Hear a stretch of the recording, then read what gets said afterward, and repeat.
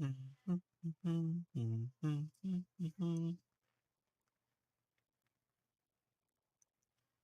right. All right. Just gonna do a little regularly to announce myself, and probably that I put it on the screen here that I did not even touch some of the story quests for about a week or so, almost close to the month. All right. Alright. So, live ahead, doing Genshin Epic on YouTube again, which is my current thing to do around on the stream. I know that doing Genshin Epic on YouTube always been quite a normally for me to kind of like be up and running and just having to do like we start off and just see what I should do to introduce myself. But you know, just casually to say hello. Yeah. So I'm just gonna be doing a story quiz. So I know that 4.5 version that Chiori story has kind of like up and running for this week. So in a couple of days there will be another event that will be quite daily, but I'm not really sure if I'm going to be on the same day here. Hello. You too. Okay. So today I'm just gonna be doing like the both stories here. There is no event that is on schedule, so I'm just doing some of the Xianyun story that I haven't touched since the Lantern Lights New Year, Lantern Lights event festival. So I'm just gonna be doing her first. I know there was quality about her background and a lot of a story appearance around the Lantern Light Festival. And I haven't done much to try her out, but I did have her character to build on her. So I'm still doing a little grind since she was now on level 70. So I'm just gonna see I can showcase about my build, but my build is so laggy to showcase it. But I'm not a build expert or just a person who usually grinds so much to get her build buff like that. So I just kind of use it for as support. And Chiori, I haven't done much to think about pulling her, so I'm just gonna see if she's good or not. So there was a trial that I haven't tried out for a while, so I'm just gonna see how her build or buff, how it works. Another thing, there was actually a Lena hangout event that you can actually do for her for now. I'm not really sure how long her event will be, so it could be extra long, but I'm not gonna be doing this on YouTube. I usually do these hangout events on off stream, so some of the hangout events are quite good for most of all the 4-star characters. Right now, all the 5-star characters got their own story quests, so let's just see how the Xianyun story goes. And you know, some of the streams will be like 10% of combat, and the whole of the 90% are just kind of like listening to dialogue. I know people usually don't like um hearing a lot of story dialogue. They just want to kind of stick up ahead and just like do something to how her story quest goes and just go for the rewards like that. You know, it's easy now to just to relax and just like what their side of the story was. So you could just see how the background goes, like so on. I know people will get bored around on my streams just to listen to me and just react to how this story well goes. And I'm pretty sure that people will just kind of like not hear it a lot, but it's okay.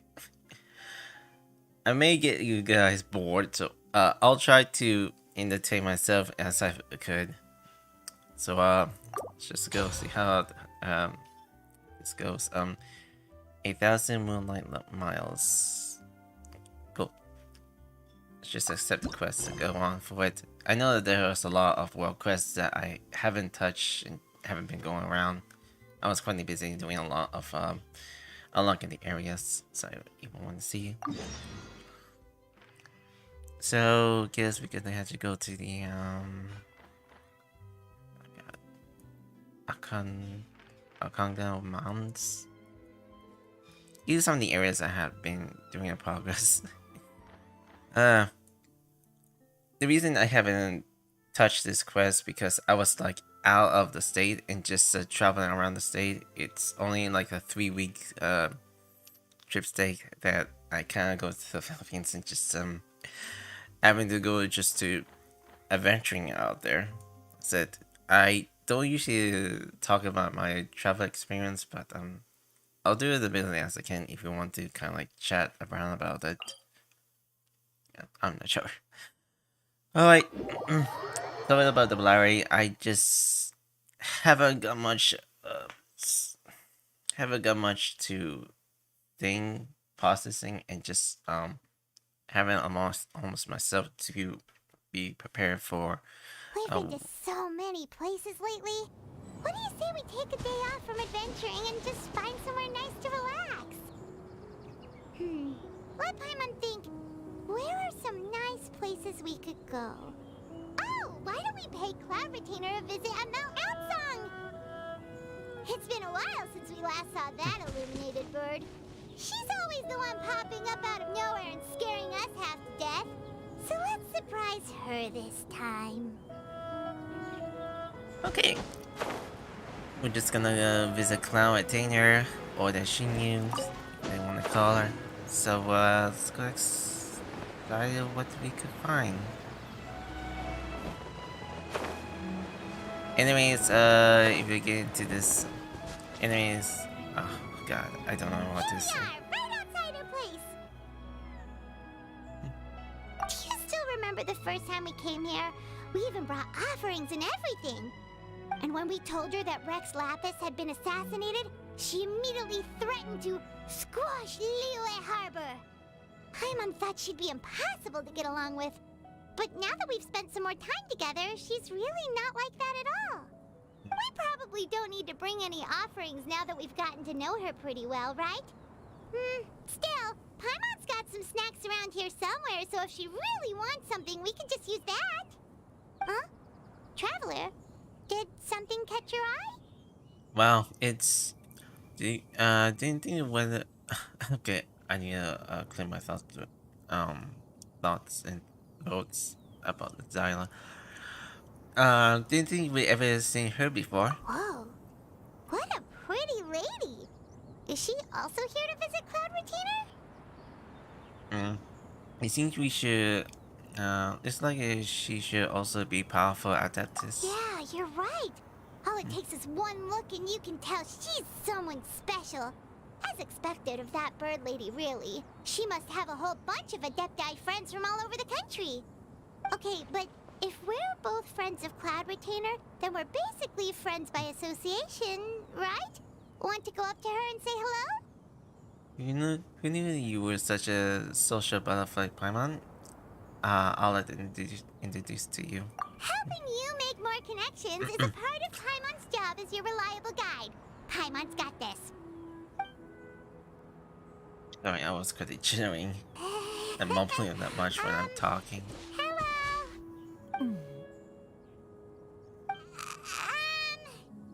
Paimon is Paimon, and this is the Traveler. Paimon, just say anything that is nice, even to me. Paimon doesn't think we've met, but we're also friends of Cloud Retainer. May we have the pleasure of learning your name, Madam Adeptus? You two... What is this tomfoolery? Has this shift in form so clouded your eyes that you no longer recognize one anymore? Wait, you're... Cloud Retainer? Huh? You're the illuminated bird? But you look... human! How did that happen? Oh, donning human form is scarcely any test of one's abilities. As for your confusion, one merely had no reason to indulge such inclinations before. So, you're indulging now because... Well, one has made plans to pay a visit to some disciples at Liyue Harbor. Taking on a human form for such a trip is simply a way to make matters less conspicuous. You? Worrying about keeping a low profile? You're the one who likes to pop up out of nowhere all over the place. In fact, Paimon can think of several examples. Like last year, when you suddenly appeared on the top of a roof without any warning. Or... Wow. It feels like Cloudwitting has her reasons, but didn't want to discuss them too openly. I almost forgot. Palmer brought you some gifts. Hey, didn't we agree not to bring that up unless she asked? Oh? So you have taken care to follow the proper rules of etiquette after all. Yeah. Most commendable. Cloudwitting tires and falls and the bolts. Well, this is all Paimon's got. You don't mind, right? One has never found oneself lacking in basic comforts. On the contrary, it is the gesture that one values above all else. So long as you've shown proper respect and consideration, the quantity or quality of the gift is but a trivial matter. That kinda makes Paimon feel a little guilty for trying to keep them for herself. Anyway, where were we before you reminded Paimon about the gifts? Cloudwitting says that she's going to visit some of her disciples. Ah, right. So by disciples, you must mean Ganyu and Shenhe. It's also been a while since we last saw them. Maybe we can come too. One planned to extend the invitation even if you had not raised the matter yourself. Shenhe and Ganyu should be quite pleased to see you again. However, one would first inquire as to the reason behind your visit here. You have cause to seek one's company? No reason in particular. Yeah, we just found ourselves missing you and wanted to see how you were doing. We were hoping you'd tell us one of your stories. Who knew we'd run into your human form while we were at it? Is that so? If there are no urgent matters at hand, then let us make haste for Liyue Harbor. Ganyu is likely still working at Yuehai Pavilion, so that shall be our first stop. Sounds great! Then let's all go to Liyue Harbor! I'll take 1,000 million miles to start the first act. Ganyu has been quite busy with work as of late. One can count on one talon the number of times she returns to Mount Hudson each year. Shenhe has also secured employment recently. In her correspondence with me, she wrote that she shall have no need to return for the foreseeable future. Did they think one was so easily mollified? One shall investigate everything with one's own eyes and decide for oneself if their living conditions are satisfactory.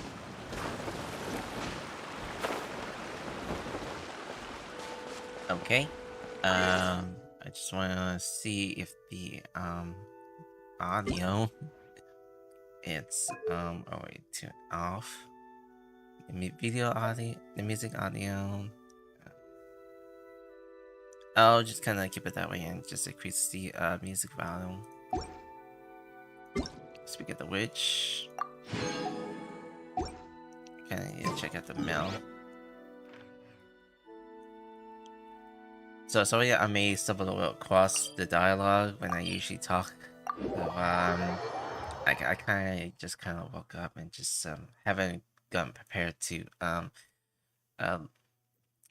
speak much. Oh well. So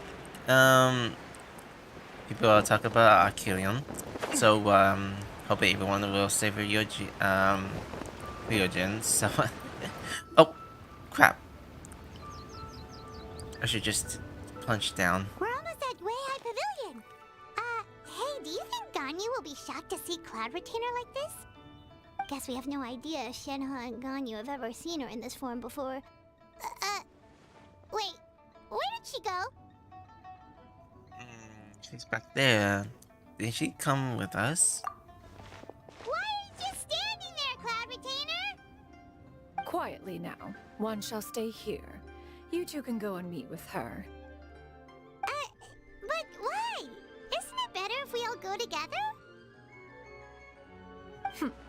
If one were to proudly proclaim one's presence, Ganyu would surely profess herself otherwise unoccupied and drop everything to attend to one's visit. One fears that would only result in her staying up all night to make up for lost time. One does not wish to trouble her. Conversing vicariously via you two shall suffice. Do remember to inquire as to her recent well-being. Again, do not mention one's presence here. Fair enough. Makes sense. Alright then, we'll just pass on your regards and... Cloud Retainer? Ugh. Oh. Busted. Is that lady someone you know, Ms. Ganyu? She is indeed. I'm sorry, Huixin, but could we delay the upcoming meeting for a little bit? I believe my schedule today is quite full. Although, perhaps I could move some work to later in the evening. Oh, not to worry, Miss Ganyu. I'll make the necessary arrangements right away. Thank you, Huixin.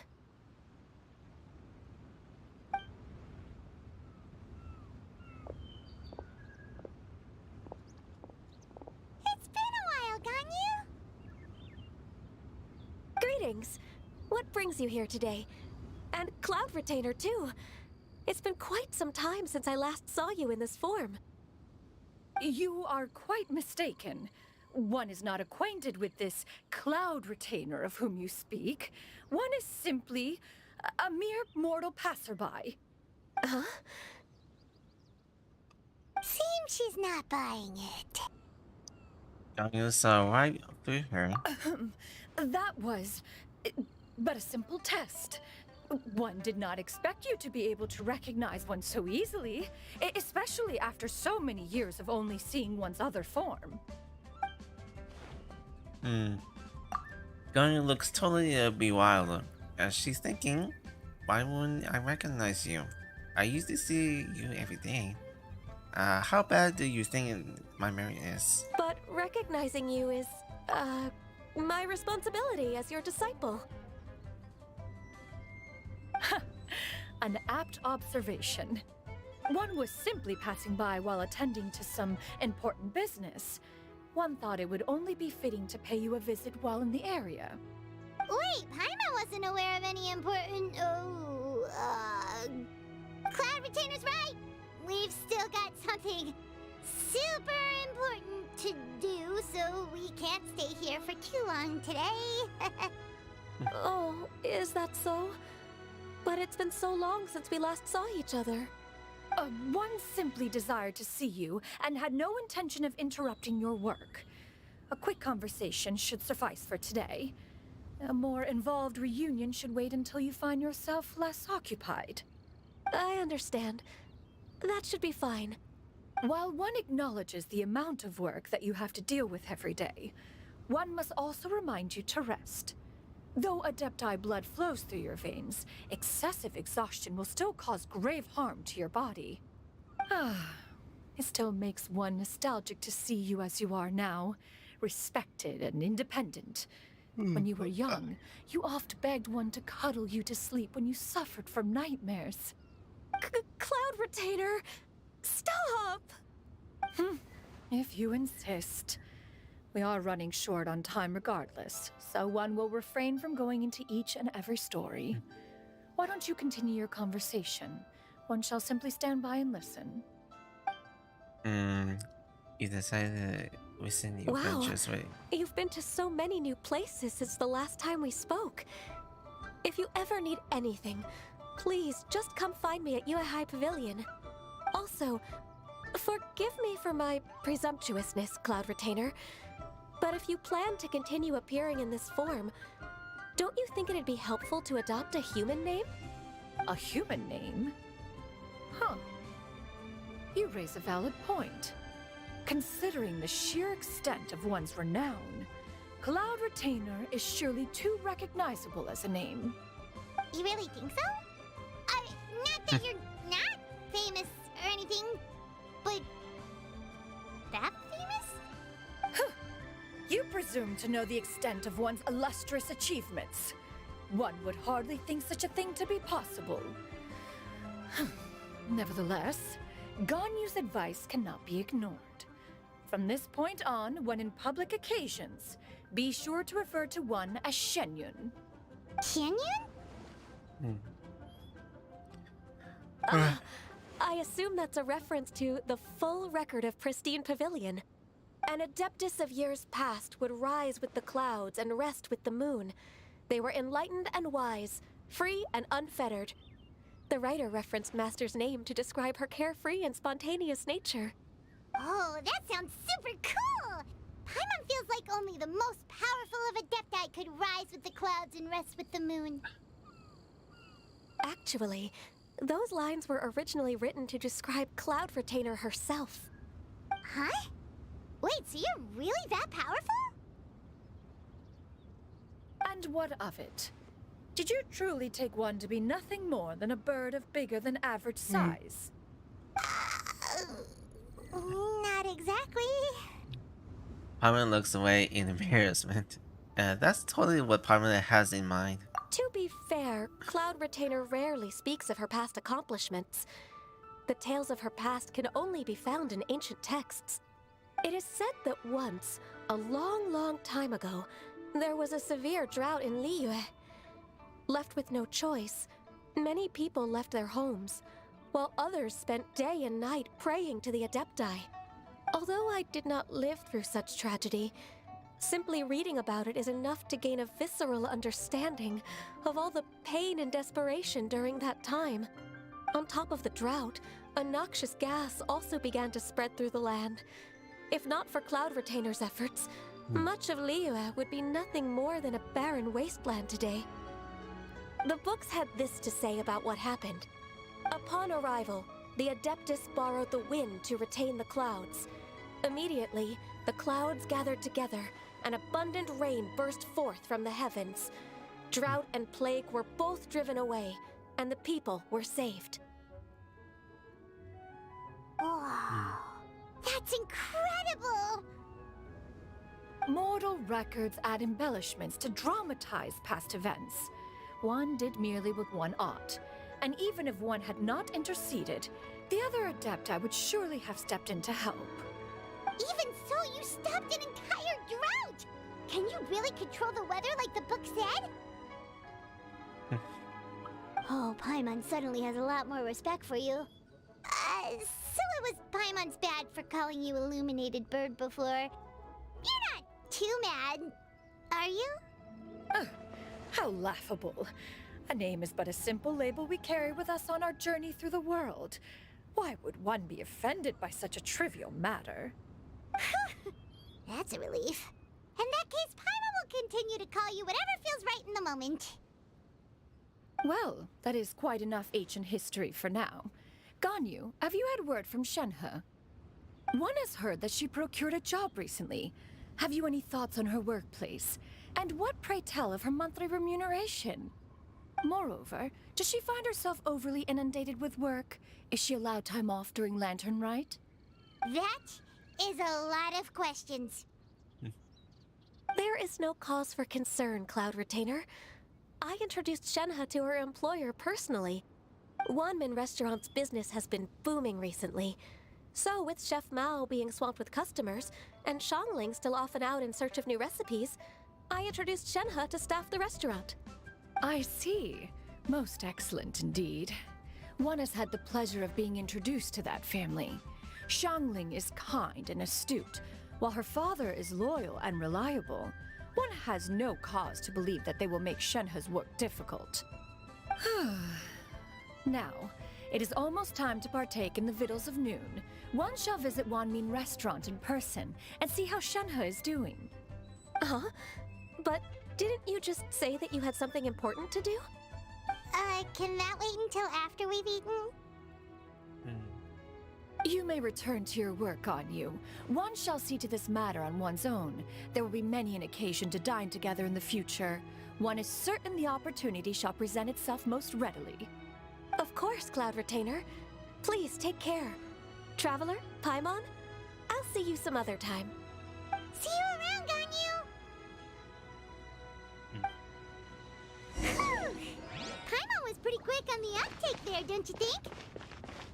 As soon as you mentioned important business to attend to, Paimon realized that you were just looking to cut the conversation short and not take too much of Ganyu's time. Is Paimon right?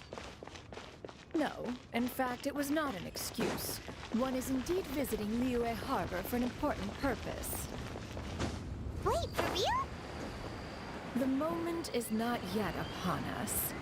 Still, the truth will be revealed to you in time. Huh. She really seems to be playing up the whole mysterious Adeptus thing right now. Is it because we just heard that cool story about her powers? Surely is. Oh well. You get what I'm saying, right? Yeah, how can I not? Not even fine food is enough to distract from the presence of a fine lady, eh?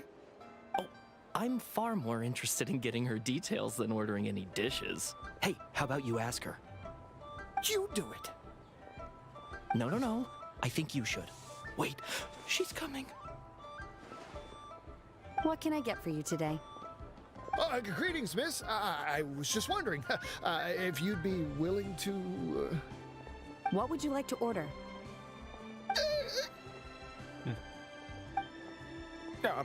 2 servings of Mora meat to go. Good chat. Bye.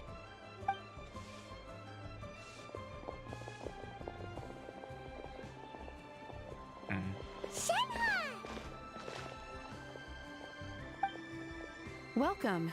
It's been a while. May I take your order? Don't welcome us as guests and greet us as old friends in the same line. It's weird. It's been a while, Xianyun. Mm-hmm. Oh, and this is? This is Miss Xianyun. Master? Huh? One does not recall ever revealing this form to you before. How were you able to ascertain one's true identity with such ease? I've trained and lived with Master for more than 10 years. I would recognize you no matter what form you take. You... Is something the matter, Master? Hardly. One simply learned of your employment from your letter and came to check on your well-being. And check out the great food, too. Indeed. It's almost lunchtime. My apologies. I'm still on the clock and can't talk for very long. Well, if it isn't the Traveler in Paimon, are you here for Shenhe? The lunch rush isn't in yet, Shenhe. So I've got things covered for now. Go ahead, sit down and enjoy some time with your friends. I'll let you know if things pick up. Thank you, Chef Mao.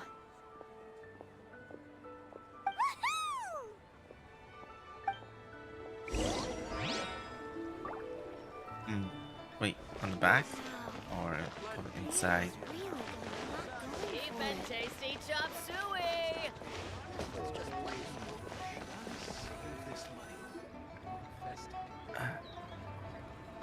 Right. It is just as one expected. The owner of Wanmin Restaurant is indeed a most reasonable and accommodating human. Still, the work here entails dealing with quite a varied group of people. Has this been difficult for you, Shenhe? It's been manageable so far. I sometimes run into strange people, but I have figured out a way to deal with them. Seems like you've been making progress. So by dealing with them, you mean... First, I try to talk sense into them. If that doesn't work, I threaten them with violence.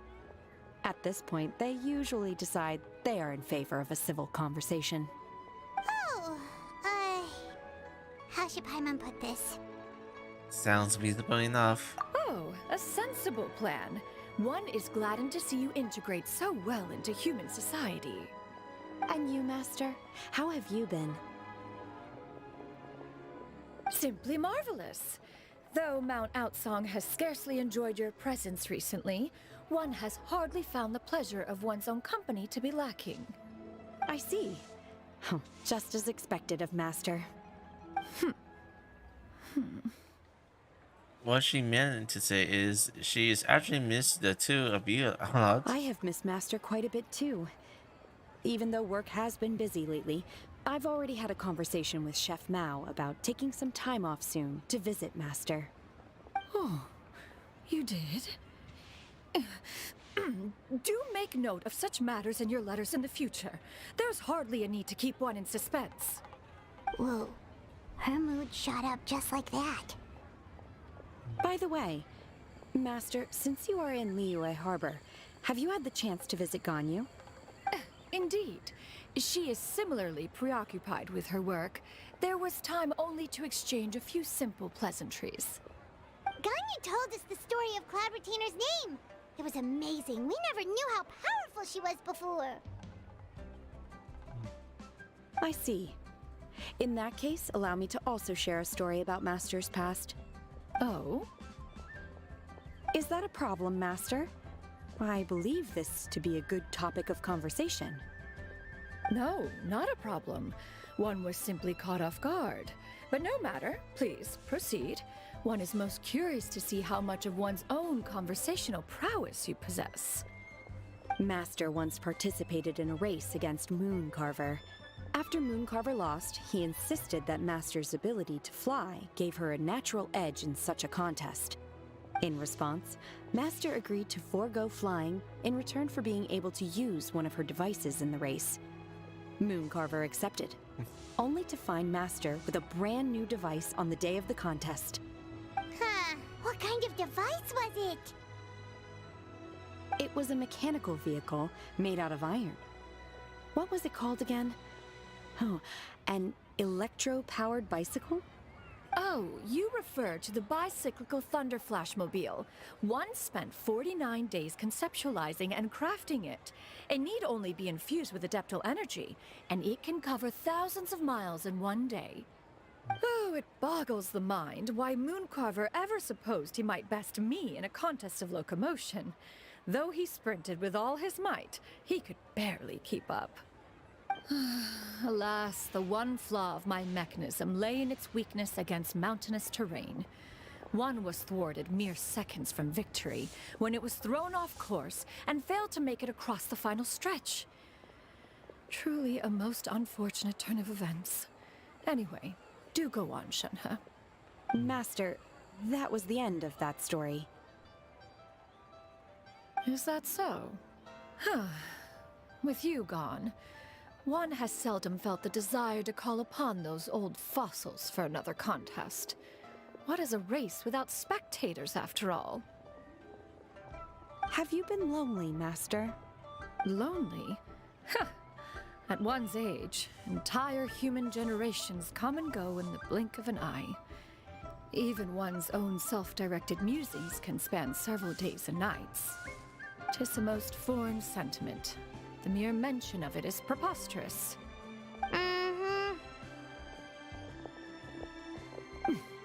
What is the reason for that look upon your face? It's nothing. It's just... Well, Paimon gained a lot of respect for you after listening to that story of you summoning the rain and everything. But all it took was a few words out of your mouth and it's like you're back to being that illuminated bird again. I was just a little bit confused. Which one of the two is the real Cloud Retainer? To me, they are both, Master. One is the Master that's widely revered by the people, while the other is the Master that I respect and adore. Huh. One finds oneself exalted yet again with sweet words of praise and flattery of a most extravagant nature.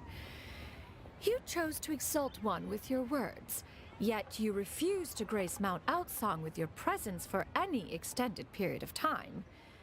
One would almost question the sincerity of your estimations. This is not to say that your words paint an inaccurate picture. One has always lived by a single ideal. Eschew all action and abide by no rule. One does as one pleases and speaks as one pleases. Others may critique or praise as they see fit. Yet one places little weight in such judgments. She got like, what, 2 sentences of flattery from her disciple? And it's as if her ego is about to burst. Do you have any empty tables?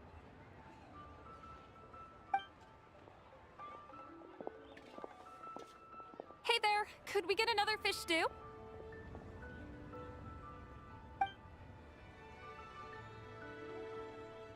I'm hearing more guests come in. I should get back to work. All right, good I'll try my best.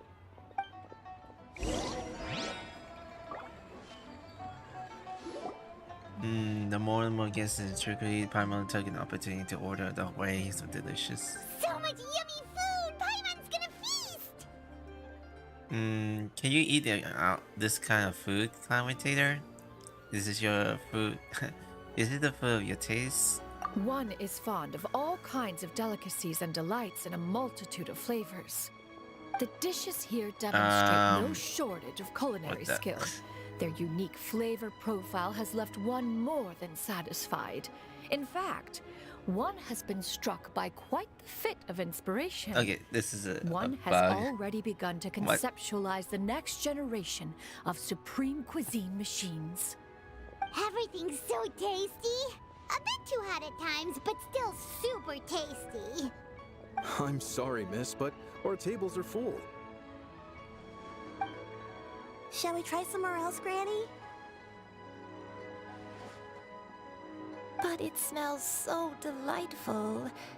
Can we really not eat here? My poor legs can't go on for much longer. Well, you could always check with some of the other guests and see if anyone's happy to share a table. Okay, I'll ask around.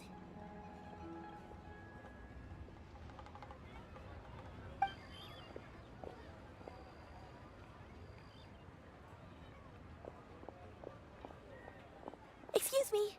Would you mind letting us share a table with you? There are no empty tables left, so... Ah, well, Paimon doesn't mind. What about you guys? I don't mind either, as long as you don't mind our chatter. Great! Thanks so much. My name is Xianyun, and this is my granny, Yuendai. Granny? Yep. Is there something wrong with that? No, Paimon's just a bit surprised. She looks so young. Yeah, a lot of people compliment Granny on her youthful looks, but she's actually much older than she appears.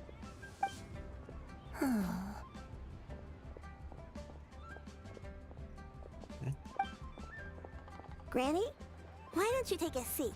Come on, it's not polite to stare. Huh. Have we met before? No. Tis a fated meeting, then. Please, So- take a seat. I don't really know about this. What would you like to eat, Granny? I can order for you. I want braised earthworms. They always pop up out of the ground after a rainstorm. No, not this again.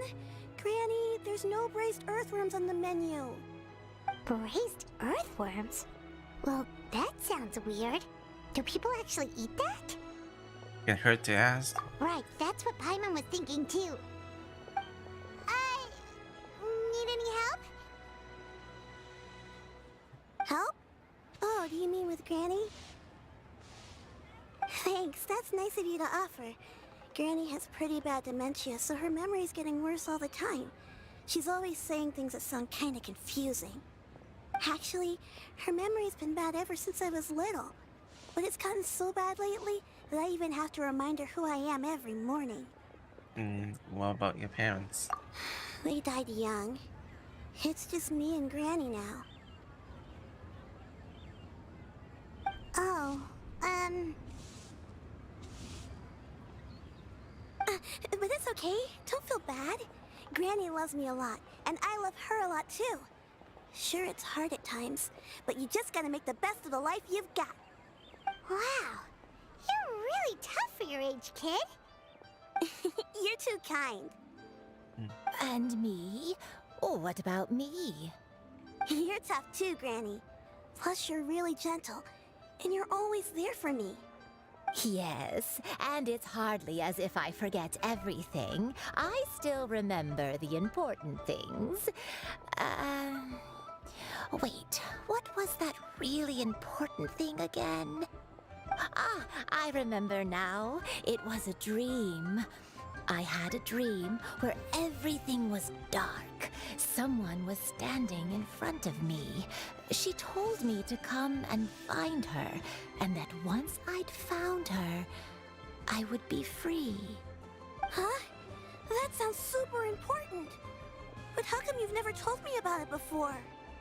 It was just a dream, so I forgot about it. But I'm in a good mood now, and somehow I remembered it again. You know, I believe I've had this dream a great many times. But just how many times have I had it? Now that I do not remember. Wait, so you have a reoccurring dream where someone's talking to you? That sounds spooky. Oh, does that mean you're possessed? Unlikely. Her eyes are clear and her breathing remains calm and level. One sees no signs of possession. Are you sure? Who do you take me for? Is one not an adept? Am I not an expert? Huh, you're right. Paimon almost forgot you're the expert. In that case, do you still remember what the person in your dreams looked like, Granny? Not anymore. Although, I have a sense that she looked rather like me. But not as I am now. My younger self. A younger version of Granny? This is just getting weirder and weirder. What is going on here? As one said, fate must have brought us together. You may leave the situation to me. Are you sure? So, what are your names? Paimon's Paimon. I'm the traveler. Just Xianyun is fine. Thank you all so much for offering to help. But first, I'm sorry for asking, but, how do you want us to pay you back? Oh, we don't need any payment for this. We're just curious about your situation and wanted to help if we can. Thank you so much. You're welcome. But Miss Xianyun, what exactly can we do to help out this granny? All we have to go off is that dream. Where do we start? That is elementary. Since her dreams portray her younger self, then we shall retrace the steps of her youth. Once we have revisited those places, her memories will likely return. Sounds like a plan. So, Granny, do you remember which places you went to when you were young? Why, of course I do. The heavens above, the earth below, the wispy clouds, and the emerald mountain streams. Okay, taking that as a no. I might have an idea. Once, when I was really little, my dad told me that Granny used to be a martial artist heroine who saved loads of people from a disaster. If it's true, then maybe they wrote about it in the history books or something. A martial arts heroine? Oh, Shinjo knows tons about Liyue's chivalric traditions. If anyone knows about the heroes of the past, it's him. Let's go find him at the Xianyun Commerce Guild. Are you leaving already? But I'm still hungry. I'll go order some food, Granny. If there's nothing on the menu you especially want, I'll just get a few different things. It seems we must part ways for now. The Traveler and Paimon are bound for the Xianyun Commerce Guild, while Yuendai and Shuyu shall remain here and partake of their lunch. As for myself, I have matters to discuss with Streetward Rambler. Streetward Rambler? Oh, you mean Madam Ping! Precisely. Let us meet at Yujing Terrace once you are ready. Okay. Always wanted to try this place. The food is unbelievable. To your heart's content. Today is my treat. Oh, Where are you going, Granny? Don't you like the food? Fresh milk. I need to buy you some fresh milk. Milk? Why? You need to drink milk before eating, or the spicy food will make you cry. Hush, little one. Don't cry. Granny, you're forgetting things again. I'm not a little baby anymore. I can eat spicy food now. Even the super spicy dishes, like their fish stew. I can eat 2 whole bowls, no problem. Wonderful. How wonderful. My darling granddaughter is all grown up. Okay. Oh, I say. Lucky. Wait, what was the location now? Okay, I think I'm going to the right direction. I'm gonna be a little distracted when I am not focusing on the story, so just had to see of some of the posts. There are so many leaks that I can't say for sure. So it's about this new banner that was actually come out. So on current location for the next day.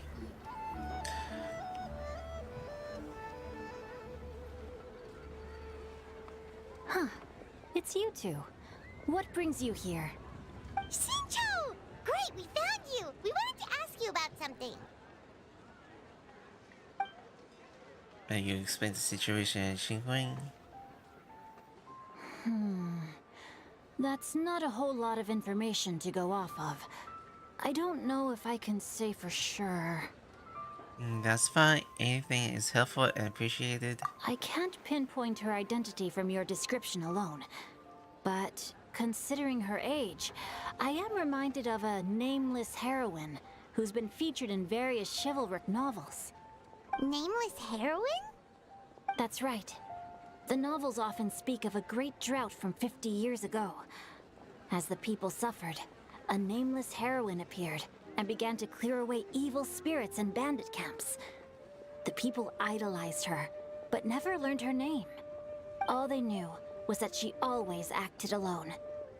Later, though, she supposedly fell in love with a similarly noble-minded exorcist from Mount Tianheng.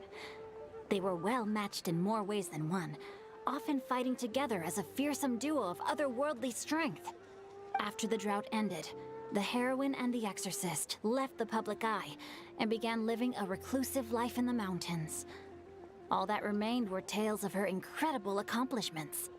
The way this nameless heroine faded from fame into obscurity later in life is not too dissimilar from Miss Yuendai.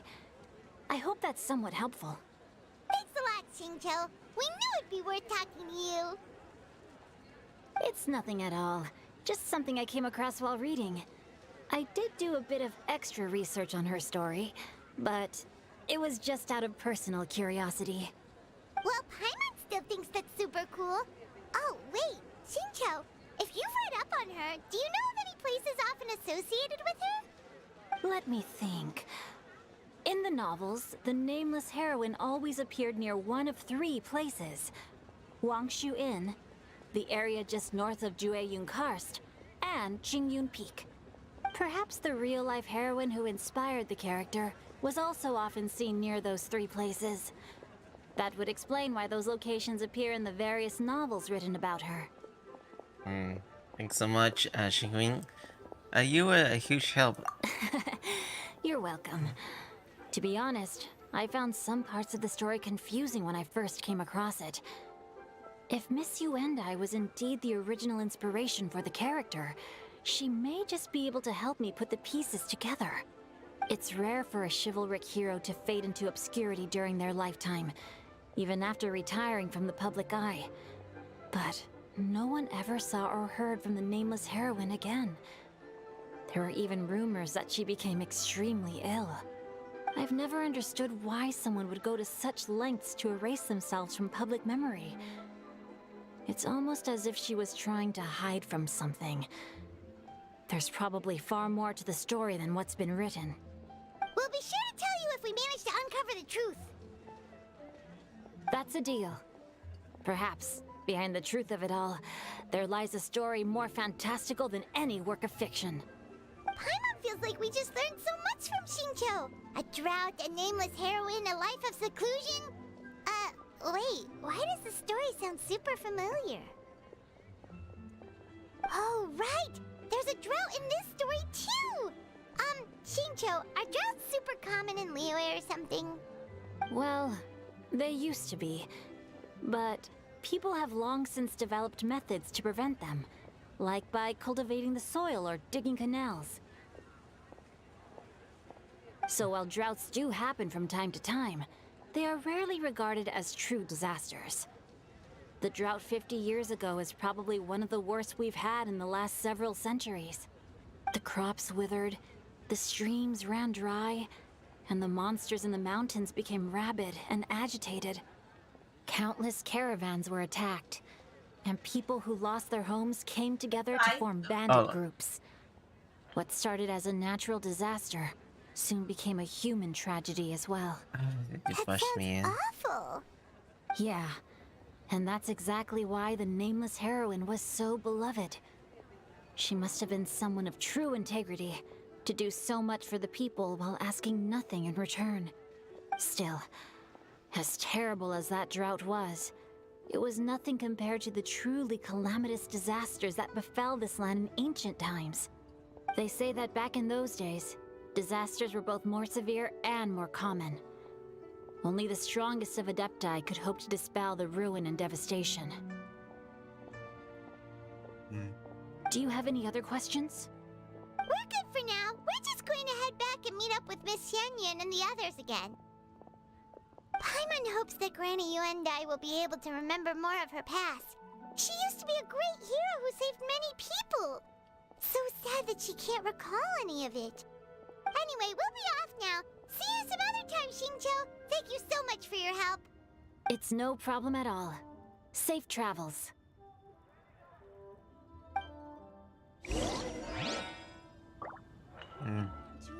I'm sorry about the burst, about my knowing if my nephew is around my room.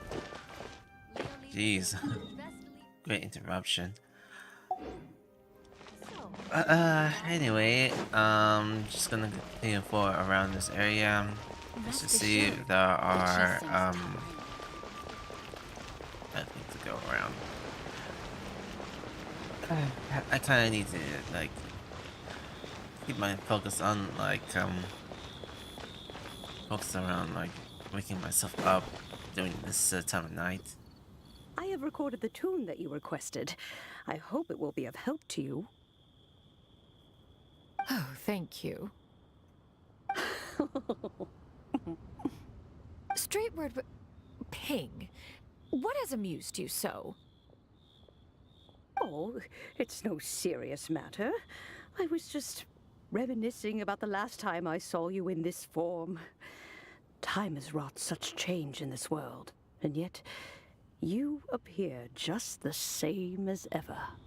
Time has little bearing on one's existence, nor has one keenly felt its effects whilst dwelling at Mount Outsong. Nevertheless, Ping, one would like to seek your counsel on a personal matter. Oh, why so formal all of a sudden? I must say, you're making me a little nervous. What is it? Well, the inquiry is as such. Approximately how much more would one need to afford a comfortable life in the harbor, not unlike the one that you yourself lead? It does not require as much as you may think. Still, do you mean that... Cloud Retainer, Madam Ping! What are you two talking about? Nothing save for some trivial matters. Have you unearthed any useful details? Xingqiu has a theory, but let's save it for when Chuyu and Miss Yuendai have joined up with us again. Xianyun, I haven't seen. Do not be troubled, young lady. Here, have some tea. Thank you so much. What do you think, Chuyu? Does it match up with what you know of your granny? According to the story, the nameless heroine eventually fell in love with an exorcist from Mount Tianheng. maybe that's my grandpa. I don't have many memories of him, but there was this one time I found a box in our attic full of a bunch of weird sigils. Seems like the story we're on the right track. We should probably pay a visit to the 3 pieces mentioned on the book. I think so too. Granny might remember something once she's returned to a familiar place. What marvelous tea. I can taste the dew's sweetness in this cup. It's as if I was taking a stroll in the mountains, thoroughly one with nature and at peace. Is that so? Then please drink as much as you like. There's no need to hurry. At our age, it's always nice to slow down and take the time to appreciate pleasant conversation among friends. Thank you. Lester's here. Let's just. God. Let's rest here for a little while then. Okay, since we have the time, can I ask you something? I just need to clear my throat. Sure thing. What would you like to know? I have a secret I want to tell you. Let's go talk over there.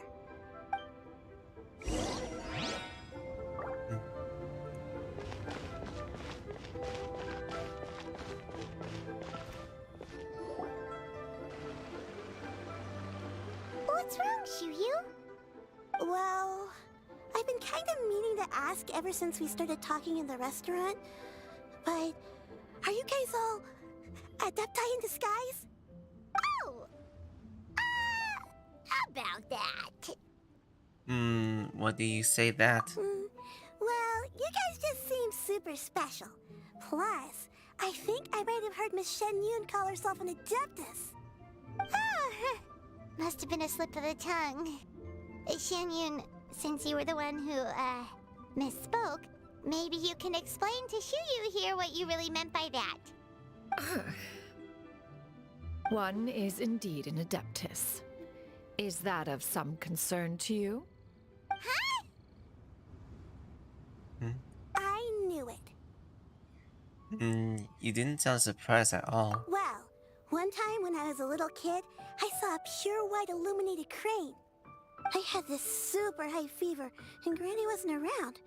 I was feeling all icky and gross. But then this snowy white crane flew down from the sky. She put me on her back and flew me to her cool Adeptus house and fed me some sort of magic potion. When I woke up, I was already back in my bed and my fever was gone. I really wanted to thank her, but I was too sleepy to stay awake, so I never got the chance. So, I just kind of wanted to ask if maybe any of you have ever met an Adeptus like that? A pure white illuminated crane? The only two we've ever met are blue and white and black and brown. Have you ever met one that's pure white, Clabbertiner? Never has one met an adeptus with such features. One surmises such a description is but a hyperbolic embellishment that oft results from narrative accounts. That's weird. Was it really just a dream then? Well, even if it was just in my head, it doesn't matter that much anyway. All I really want is to help Granny recover her memories. I'm really grateful for all your help. Leave it to us! Now that we know the 3 locations, we just need to visit them one by one. Let's go to Wangshu Inn first. Okay, I'll go get Granny.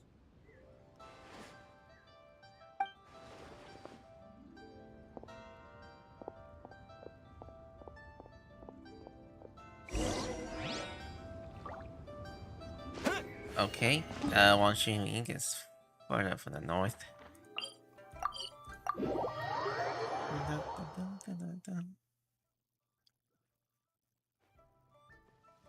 Wangshu Inn. Wangshu Inn. Do you remember this place, Granny? Yes. The fish here is very delicious, and if you look out into the distance, you can always spot a bird that's been left behind by its flock. I believe I used to have a room here, It had a window. Yes, yes, I spent a lot of time looking out that window. Which room was it again? Let me look. I'll come with.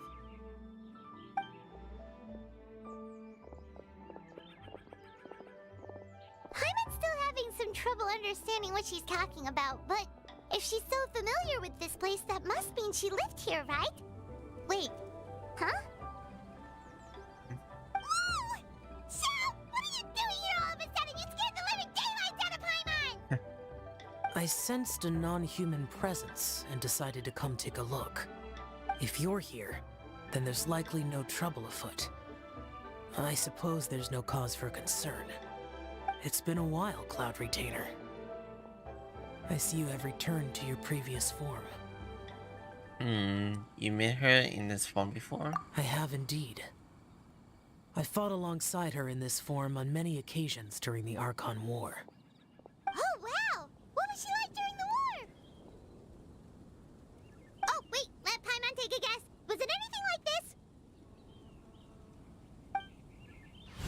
Behold, the glory of one's newest invention, the Bang Bang Continuous Fire Mechanism. Hands up and surrender, or be prepared to face the full might of the Adepti. An impressive imitation. Paimon knows her all too well. Even so, Cloud Retainer was not always as ostentatious as you describe. You may be unaware, but her talent with Adepti sigils is just as formidable as her skill in mechanics. The Archon War reached its peak after Guizhong's death. The Cloud Retainer who fought beside me in those devastating battles was taciturn and solemn, only speaking when she had to activate her sigils. A Cloud Retainer who barely talks? Paimon can't picture it. But what happened after that? If you were so powerful in your human form, why did you decide to take up your bird form again? Once one had bid farewell to the world of mortals, what use would one still have for such a shape? When dwelling between mountain and forest, away from the struggles and troubles of the mortal world, a mortal form is hardly the most fitting of choices. After the war, Cloud Retainer retired to Mount Outsong, only revealing herself to the occasional visitor, and always in her avian form. Although I do believe there was an occasion some 30-odd years ago when she decided to don her human form. I believe it was for the purpose of... One believes there is little need to relive bygone matters. Granny, are you okay? Back then, at this place, Perhaps this conversation should end here. I shall take my leave now. Should you encounter any trouble, you need only call my name. However, given that you are traveling with Cloud Retainer, I trust you are in good hands. Everyone! I think Granny is finally beginning to remember her past. Slowly now, calm your mind and recount what has been recalled. A long time ago, I stayed here to recuperate from my illness. Huh. So what Shinjo said was true. You did fall ill. Was that why you went into hiding? I don't remember. I'm very sorry, but I can't even remember the name of my illness. The only thing I can remember is that it took a great toll on me, and there was no cure for it. I was confined to my room in Wangshu Inn, where I spent many days unconscious. I'd come to every once in a while and stare at the migrating birds outside the window. It was a solemn sight. I remember crying, but I'm not even sure I knew why. One day, I met a traveling merchant.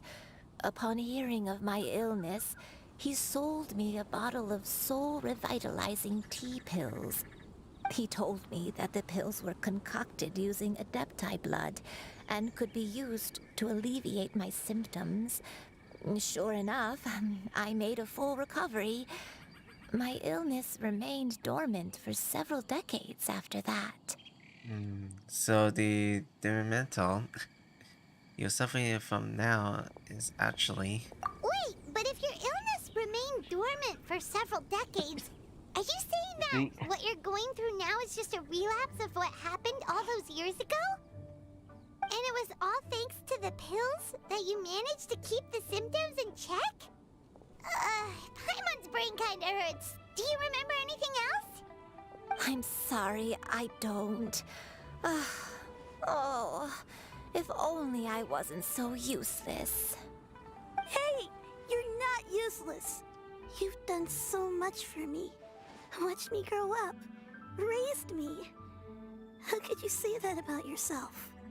Oh, fret not, dear child. Granny was just a bit frustrated.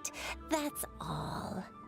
The recovery of a person's memories is a gradual process.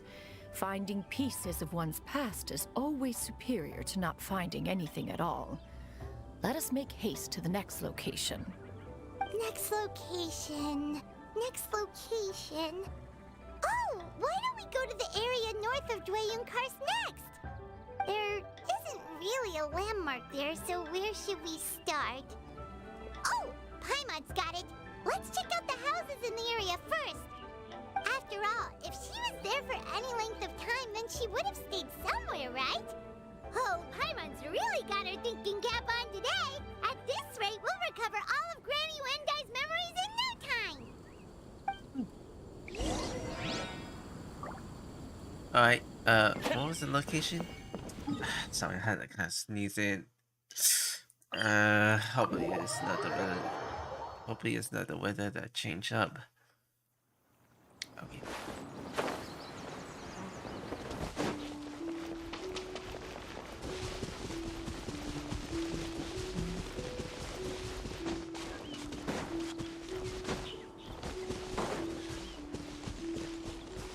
Let's go check around this building here.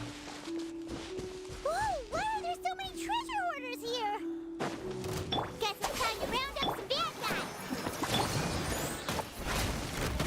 Okay. Get some butt.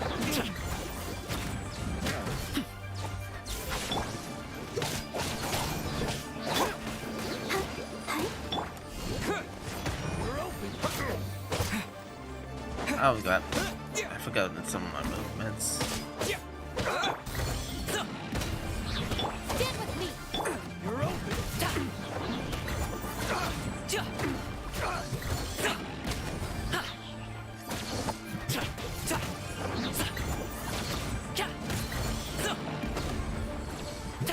Our bond is strong.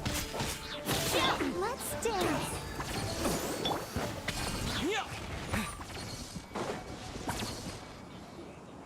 Do you remember anything about this place, Granny Wendai? Let me think.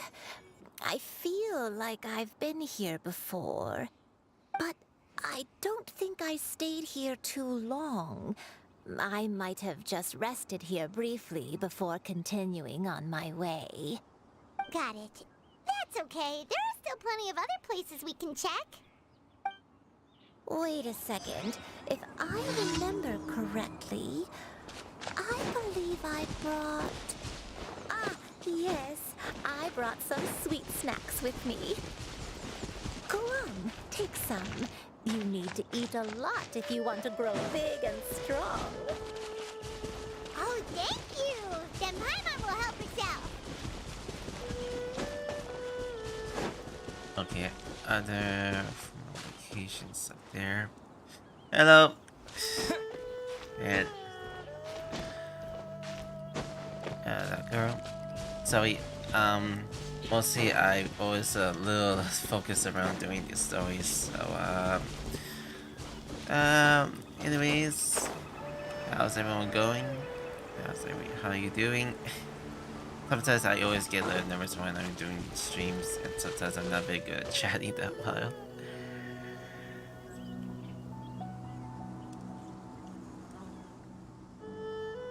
Paimon sees an abandoned house. Why don't we take a break over there?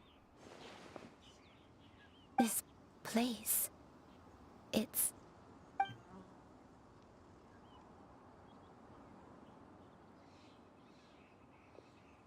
Did you remember something, Granny?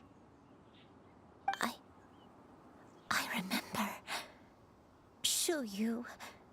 This is where your father was born. It was a moonless night. I had been injured, so your grandpa was supporting me. We fled together with some being in the fog behind us in hot pursuit. I had exhausted my strength when the labor pains came on, so we took refuge in this house. Your grandpa set up a barrier outside, but neither of us knew if it could hold the monsters back. I remember that night. I remember falling to my knees, reciting a prayer over and over. I alone am the source of this sin. Punish me as you wish for forsaking my oath, but spare my innocent child. Sin? Oath? Did you do something wrong? I don't know. I don't remember. I only remember praying in the darkness with all my strength until the sun finally rose again and the fog cleared out. Eventually, the house was filled with the sound of my baby's first cries. That baby was your father. I remember I clutched him tight to my chest and wept tears of joy. It was the first time I'd ever felt such happiness in my life. My dad? He was my pride and joy, and so are you, Xianyun. You're so much like him, and I love you both so much. But you're always going to be different from me. Why? Just what did I do? I don't care what you might have done, Granny. You'll always be the person I love more than anything. You're too sweet, Xianyun. I'm lucky to have you with me. If not for you, I would not have had the courage to come here, to try to remember what I had forgotten. All right, let's not stand around any longer. There's one place left, yes? Let's go take a look. If one recalls correctly, the next place should be Xianyun Peak. You and I, how fares your health? I may be a bit slow, but I'll do my best to keep up. I'm sorry to keep everyone waiting. Climb on, I shall carry you to the top. Oh, such lightness of weight. All those who grow old grow frail in the end, do they not? First, you lose your memory, then your health. Eventually, you end up losing everything. My only wish is to depart this world with a lucid mind, to free myself of this torment and the burden it places upon others. Fret not, you have my aid in this endeavor. Okay, it's probably from this area.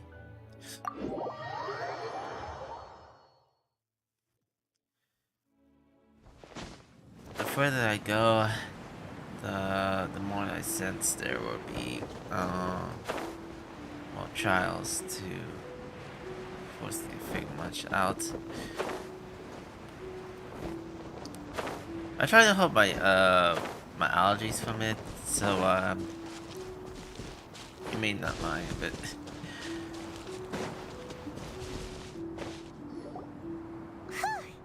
We're finally here. Does this place feel familiar to you, Granny One Day? Let me see.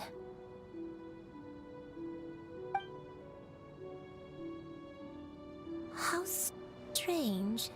Have I lived here before? take it easy. Take your time. When we were at Wangshu Inn and the abandoned house earlier, though I couldn't remember everything, I still felt a sense of familiarity, I could easily picture myself in those places. But here, I don't have that feeling. Perhaps I did come here in the past, but it just didn't leave a strong impression on me. But did the stories get it wrong then? We can't expected them to get everything right. Yeah, that's true. But they're also the only thing we have to go off of. Paimon was hoping this place would jog Granny Yuendai's memory just like the others. I'm sorry to disappoint you too. It's alright. We're not going to give up yet. We'll figure something else out. Just you wait. Thank you. If only I could remember. Huh? That way. What's that mountain? Oh, let Paimon look! Huh? Isn't that Mount Outsang? Looks like we've come full circle. Mount Outsang. Mount Outsang. Granny, are you okay? Don't push yourself, Granny. It's okay if you can't remember. You shouldn't do something that makes you sad. Mount Outsang, What am I really? Mount Outsang holds some familiarity to you? It does, but I can't go back. Are you feeling unwell? My head, it feels all heavy and dizzy. What is wrong with me? Cloud, Miss Xianyun, is there anything you can do? Let us go to Mount Outsang. But... Fret not, all will be well. You and I, you have already given more than enough to the pursuit of this endeavor. You may leave the rest to me. I've prepared something that can aid you in suppressing the fear in your heart and restoring your lost memories.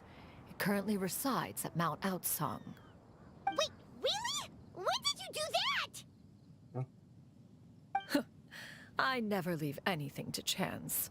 All will reveal itself when we arrive.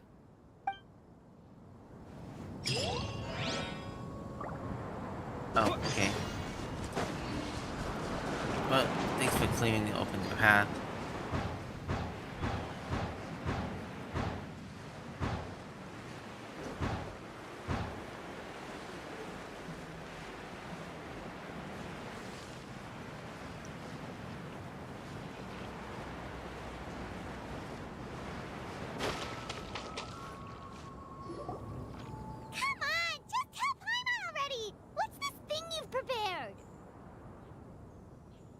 Here, this is it.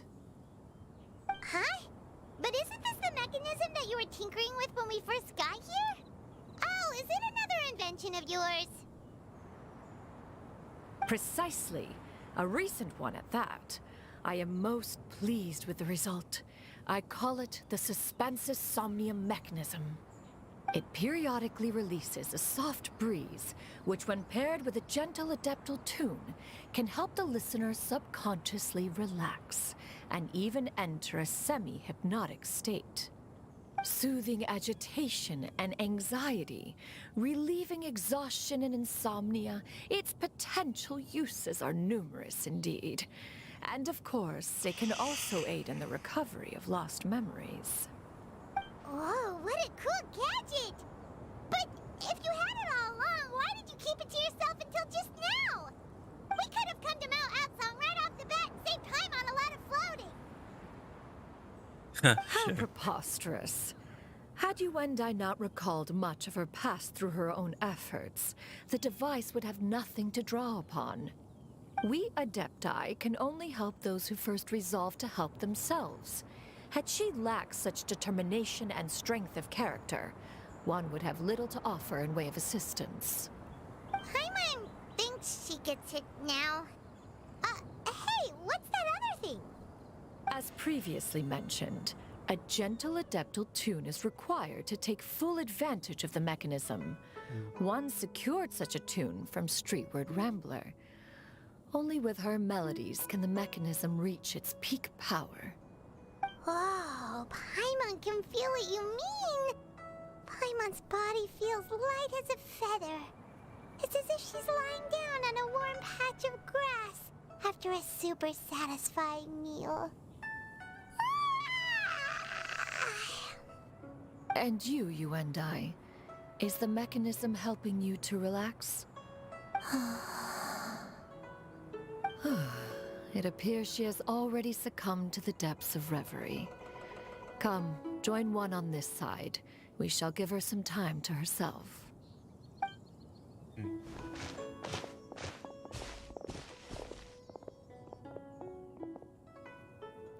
The drought is over. But why do you look like you want to cry? The potion. It's nearly run its course. I've never regretted meeting you. Not even for a second. Please. Please, no.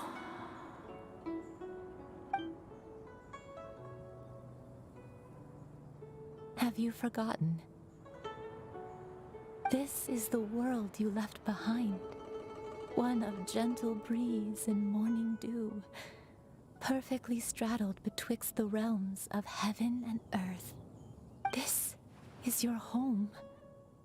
This is where you belong. You should have never left. The you of the past, the me from not that long ago, we should have never.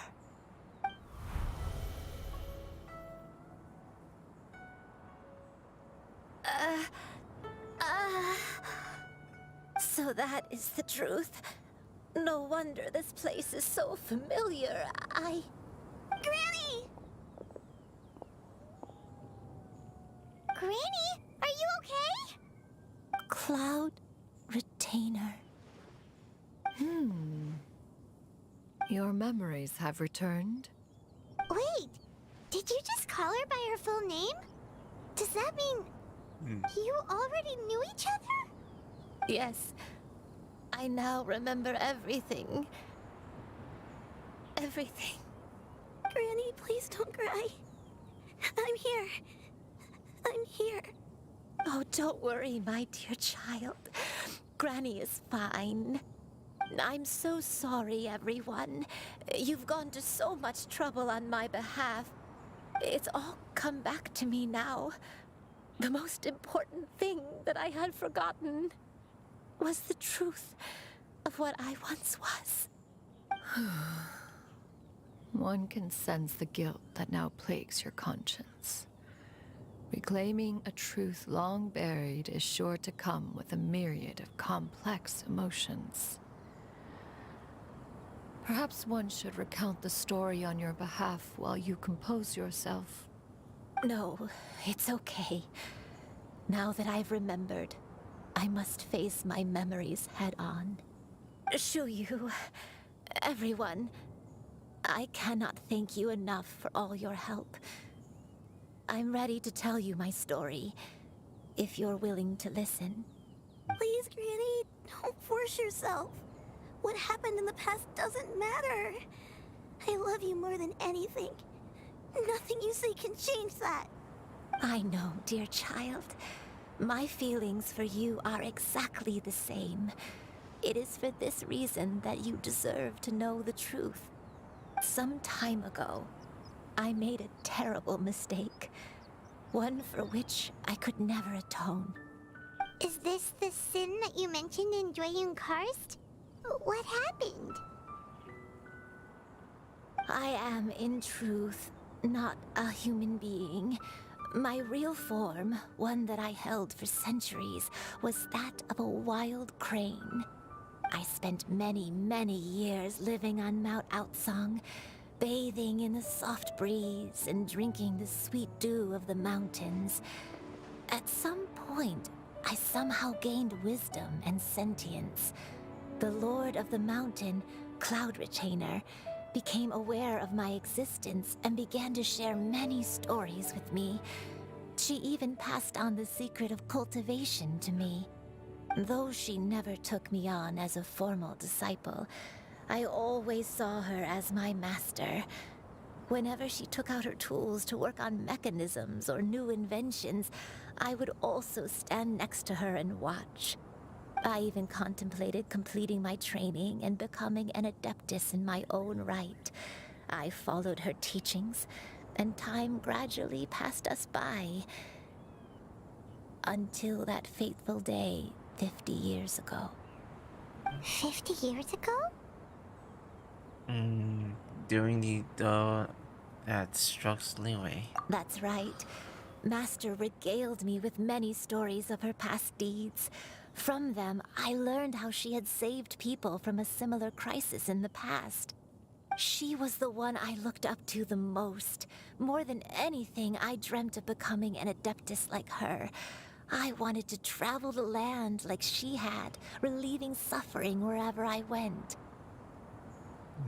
But I was still far from being a real adeptus. I possessed no ability to take on human form and fit in with the crowd. Once she learned of my desires, Master prepared a special dose of human mimicry potion for me. She warned me that the potion's effects would only last 10 years, and if I were to fail to return to my original form at the end of that time, I would forever forget my past as a crane and become something neither human, beast, nor adeptus. Oh no. So that was the source of your dementia all along. But you never come back into a crane. Was it because of Grandpa? Indeed, I fell in love.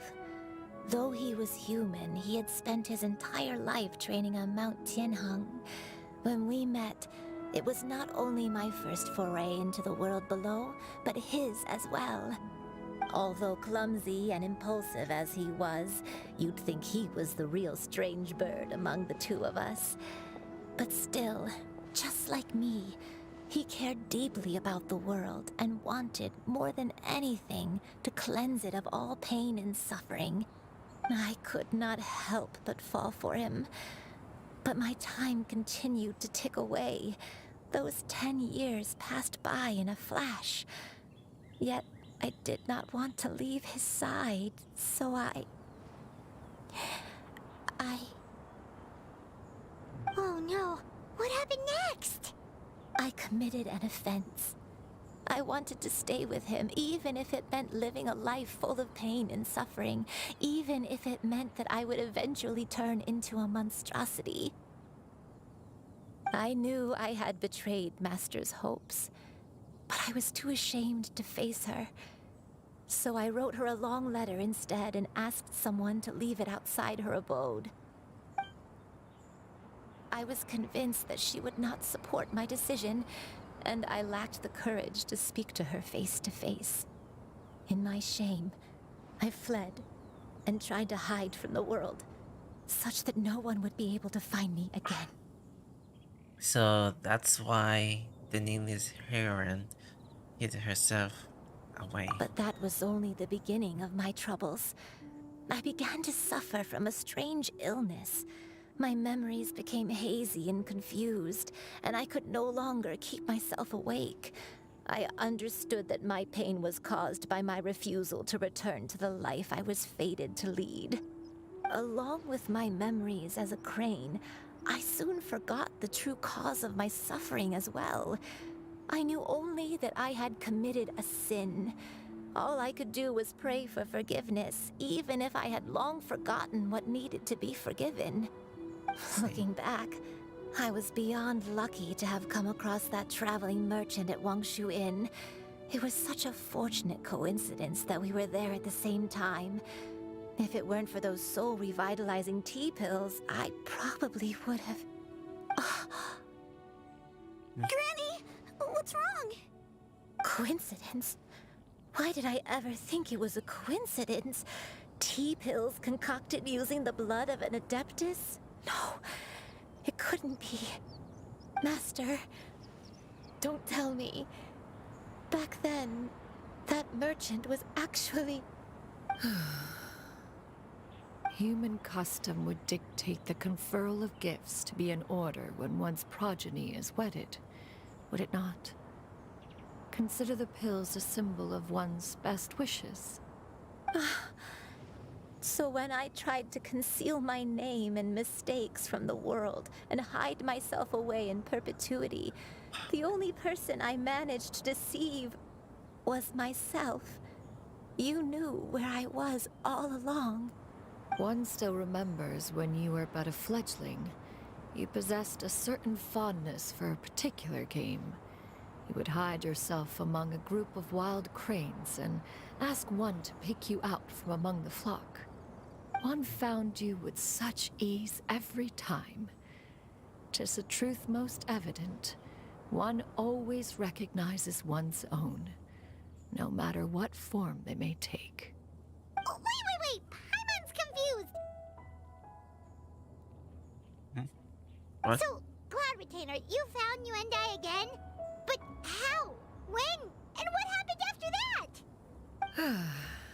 Perhaps it is now time for one to recount the rest of the tale. Oh, a scene. Oh, so we've been transported.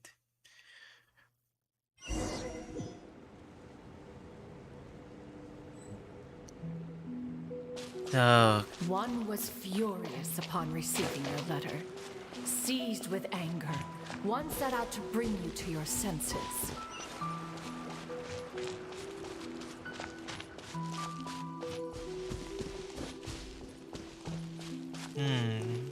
What is this place?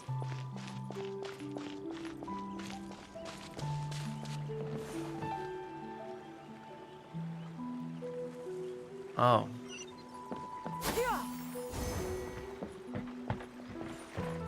Hold on. Oh, there'd be something. In truth, one had more than a few misgivings about your chosen partner. As an exorcist, his talent was lacking.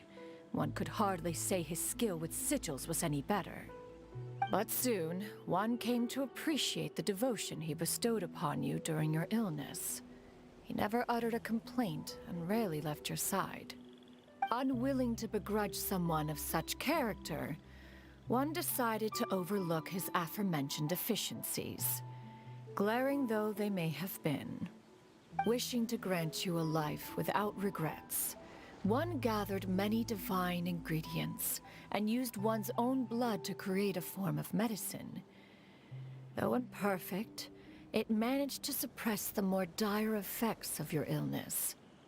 As for how to deliver the medicine, after much contemplation, one eventually decided to perform the deed oneself. One took great care to alter one's features and select the appropriate attire. Only after meticulous scrutiny did one finally set out for Wangshu Inn. As one expected, you were most ignorant of one's true identity. You showed not even the slightest inkling of recognition. One was quite torn. Should one have celebrated the success of one's disguise, or mourn the loss of your acquaintance?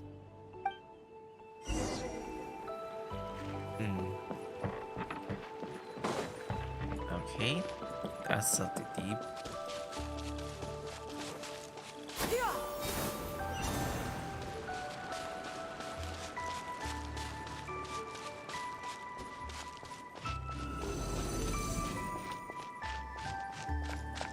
So we're just gonna go along the way and just see what we can look for the treasure. Nevertheless, one would speak to you about another matter, if you are amenable, even considering your loss of memory. One was simply flabbergasted that you could so easily forget the consequences of consuming medicine infused with adeptal blood. Its proclivity to attract monsters is hardly that complicated of a concept to remember. To think that you tried to travel while weak from sickness and heavy with child. Had one not intervened to clear the fog, all of you would have been lost during the night. Skyward! Scatter!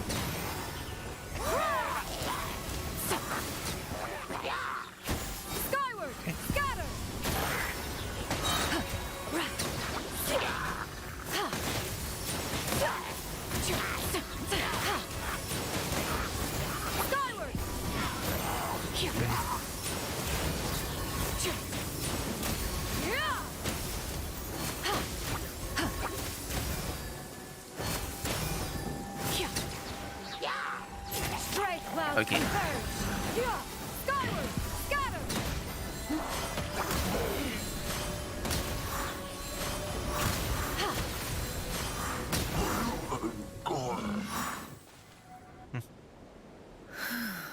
Those monsters would hardly have pursued you with such ferocity without sufficient incentive.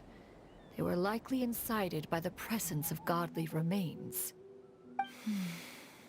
Said godly remains, in turn, were likely drawn to the trace of one scent on your body. One was, after all, an active participant in the Archon War. Some of the gods were likely shattered by contraptions of one's very making. In the end, one was relieved to see you endure through the night. At the break of dawn, one heard an infant's cry pierce through the air, and one saw you carefully cradle the child to your chest. Although certain mortal matters remain foreign to me, one could not help but be moved by your joy. To see you happy, that was more than enough. Okay, Katan. Furthermore, to continue on. Okay. So I have no now words. You should have a complete understanding of the events. Wait, but if that's true, then the crane who took care of me when I was sick must also be... Ah, one had almost neglected to recount the absurdities of that tale.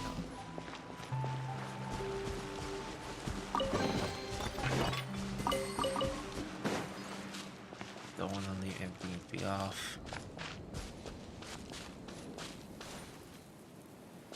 Huh. Oh. This is a weird structure.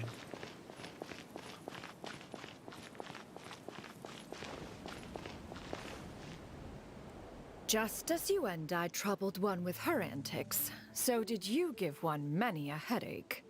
Upon finding you burning with fever, one made plans to bring you back to one's abode for treatment.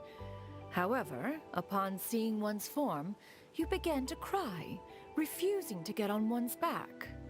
When one asked you why, apparently you believed that one could not possibly be a true Adeptus because all illuminated cranes are white from tip to toe. One had no choice but to apply powder to one's body to conceal the variegated nature of one's appearance. You became more than amenable enough when one stood before you devoid of any other coloring. It bears mentioning, however, that as a crane, Yuendai was nearly entirely pure white in color. Though you had never encountered her in that form, you still recognize the essence of her being. Perhaps fate brought you two together in more ways than one. Alright. That's the story of what the Xianyun has to say. I guess. Now all has been revealed. One owes you an apology, you and I.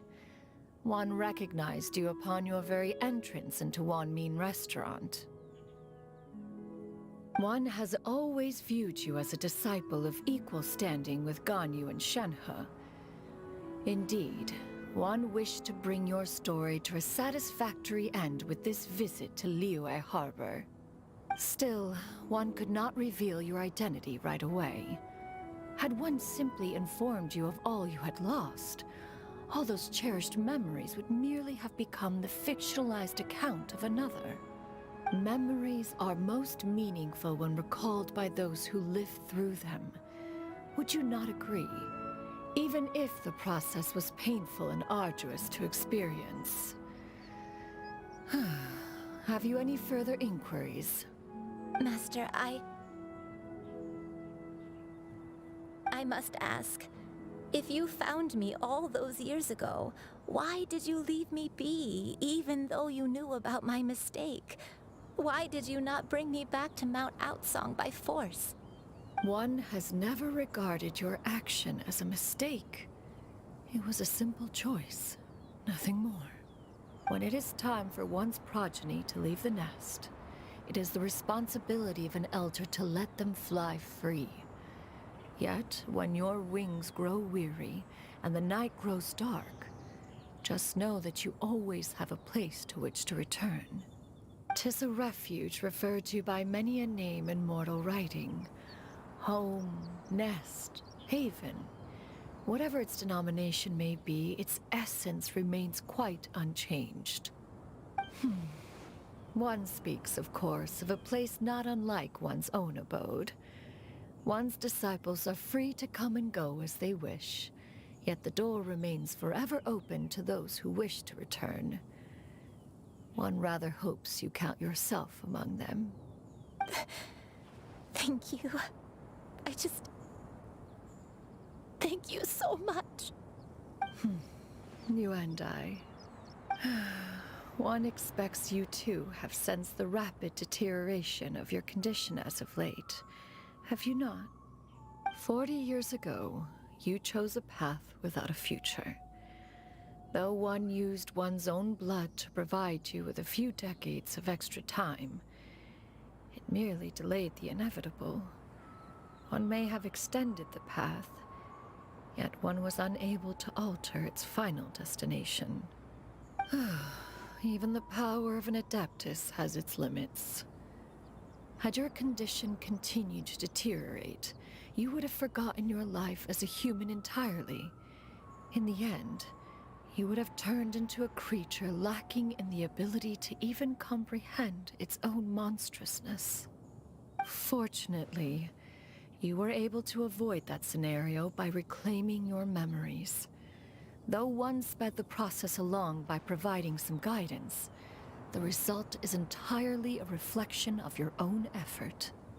So, what's gonna happen to Granny?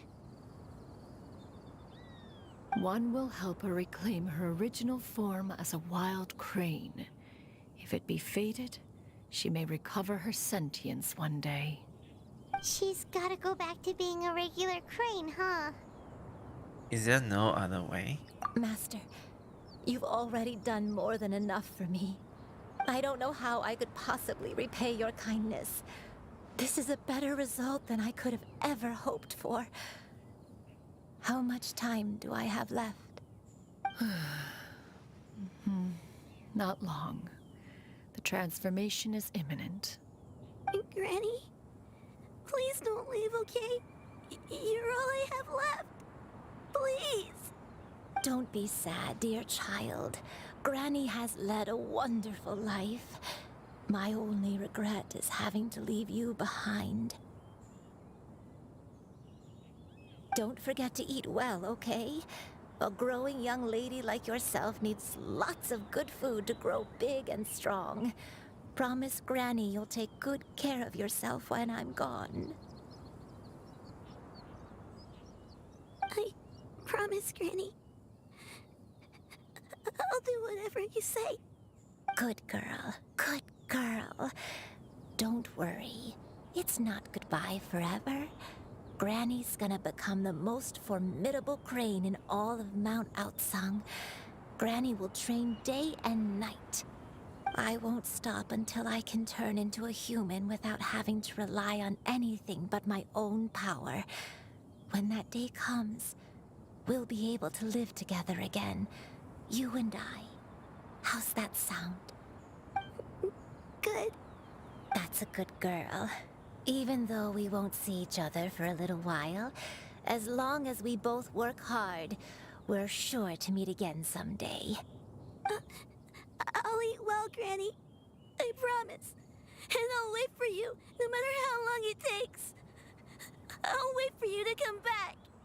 That's a good girl. Then Granny really has no more regrets. I'm so sorry, Master. Thank you for everything.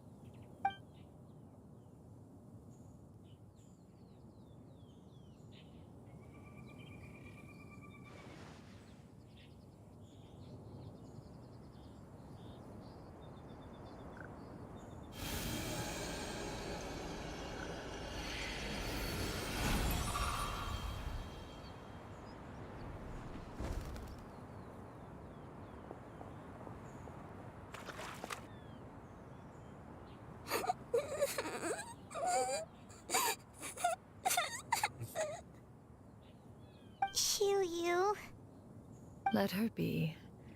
At her age, crying is a natural, if not fitting, response to such an event.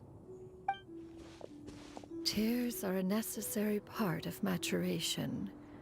Sometimes there is scarcely a better vehicle to wash away the toll of stress and misery. Now that the issue has been resolved, you should also take a moment to relax. Give yourself some time to rest. Take a nap if you must. One will wake you in due time.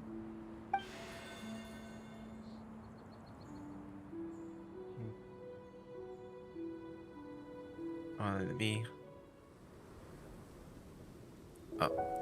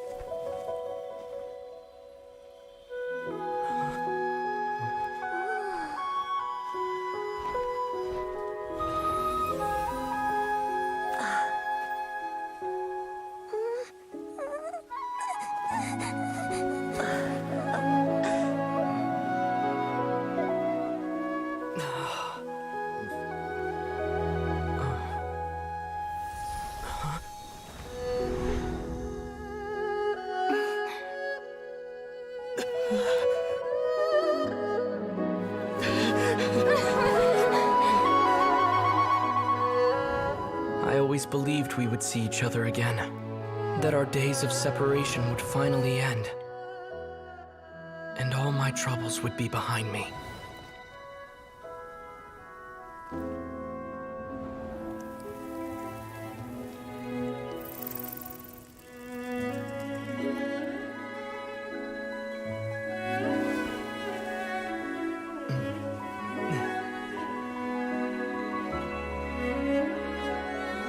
If only things could stay this way forever.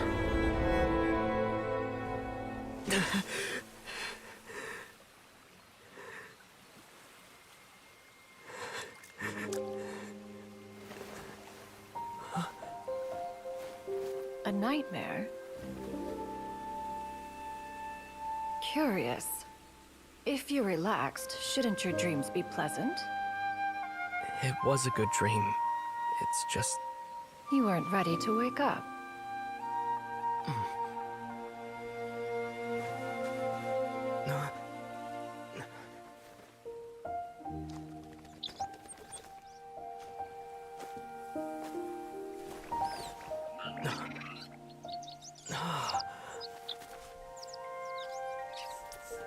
Eloquent as one may be, words of comfort are not one's strong suit.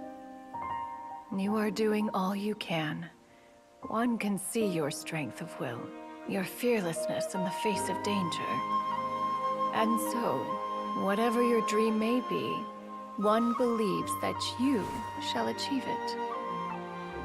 Of course, whenever the perils you face overwhelm you, or you become weary, one is always here for you. After all, as an elder, it is only right to look out for the young ones.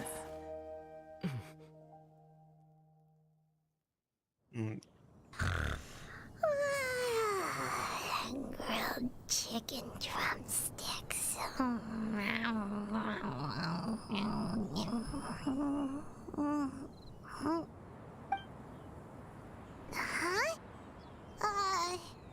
Was Paimon sleeping just now?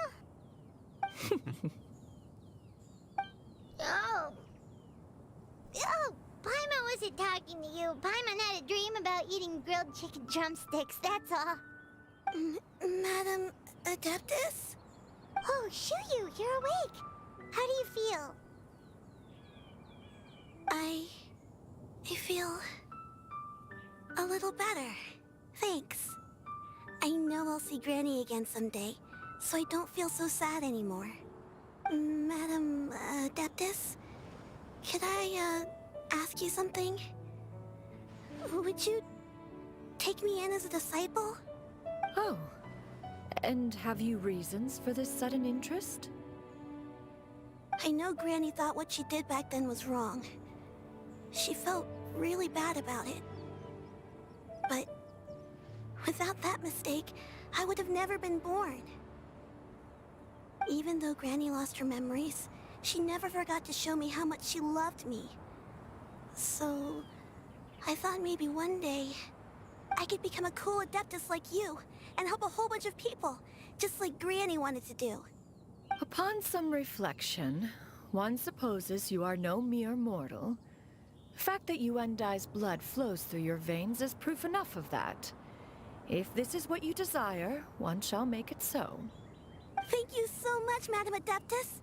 No, I mean, Master. Chiori, are you sure about this? Paimon's gonna let you in on a little secret. We've seen Cloud Retainer's 2 other disciples, and they pretty much eat nothing but bitter herbs like chinchin and violet grass.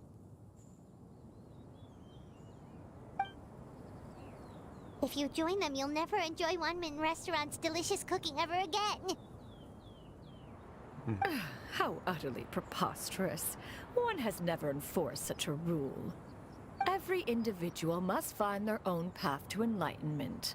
So long as one retains a pureness of spirit, one's dietary proclivities are quite irrelevant. Well, you say that, but Paimon's not seeing any tasty treats up here now, is she? Although Mount Outsong is rich in natural beauty, its location does preclude access to certain finer mortal comforts. That is precisely why one plans to relocate to Liyue Harbor. Shu Yu shall have the honor of becoming one's first disciple in the human world. Whoa, you're leaving Mount Outsong? Is that why you took on this human form? One has never concerned oneself with the location of one's residence. From the very beginning, one has sought only solace and peace. Yet in the end, all of one's disciples ended up in Liyue Harbor. Ganyu, Shenhe, Yuandai, they all chose a life among the mortal world. One has reflected on this fact for many years now. One can only assume that it is due to some failing on one's part as an elder or master. A failing, perhaps, of recognizing what it was they truly wanted. One is most curious as to what aspect of Liyue Harbor could have enticed them to remain there. One could hardly offer an opinion on the matter, but perhaps some time in the harbor will prove instructive. Why are you all so silent? Paimon is, just a bit shocked, that's all. So, does this mean we can grab a meal together in Liyue Harbor sometime? One has precious little time to squander. However, if one finds oneself otherwise unoccupied, one would not be opposed to the idea. One will be assuming the identity of a human while residing in Liyue Harbor. You should take care to avoid disclosing one's true identity. Don't worry, we'll help you keep it a secret. So, when can we expect to start seeing you in the city? Perhaps in 2 days' time. One has some matters to see to before one's departure. Preparation is the key to success, after all. One plans to put up various items from one's collection for sale. The earnings should provide for a comfortable living in Liyue Harbor. One has already picked out a handsome property near Chuhu Rock. 'Tis no small purchase, but what is mortal life if not one expense after another? Oh yeah, that was about the Letter Rights event. Seems like you've really thought of everything. Then how about we meet up in Liyue Harbor in 2 days? A sensible plan. See you then. Oh, also, why don't you take this suspensus somnium mechanism as a souvenir? Anytime you should feel ill at ease in the future, you may try quieting your mind and sitting in meditation as you listen to its melodies. It might help you find a new perspective.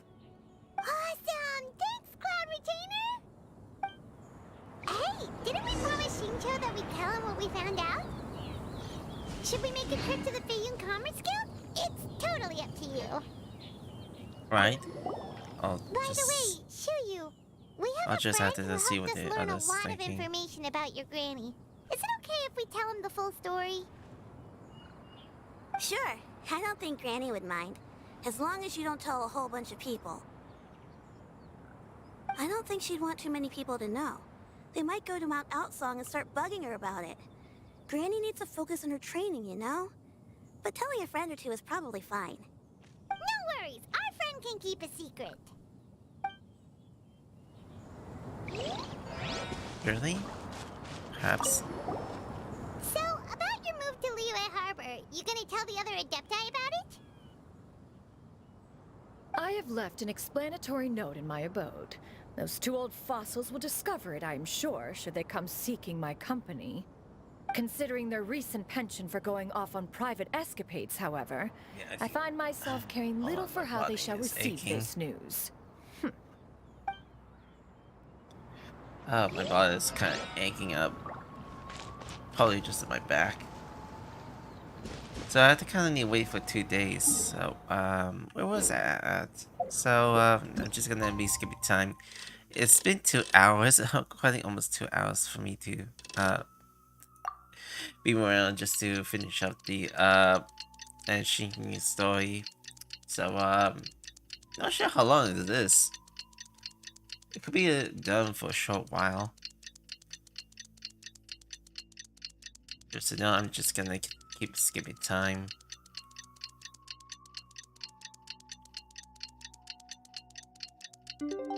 Okay, another time skip, probably around the morning.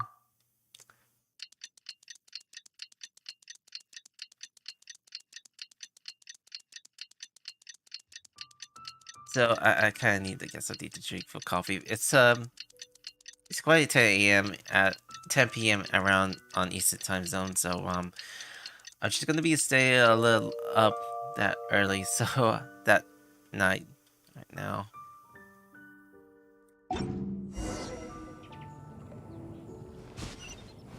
So we're just gonna meet her in Liyue Harbor, so we could get a conclusionary ending.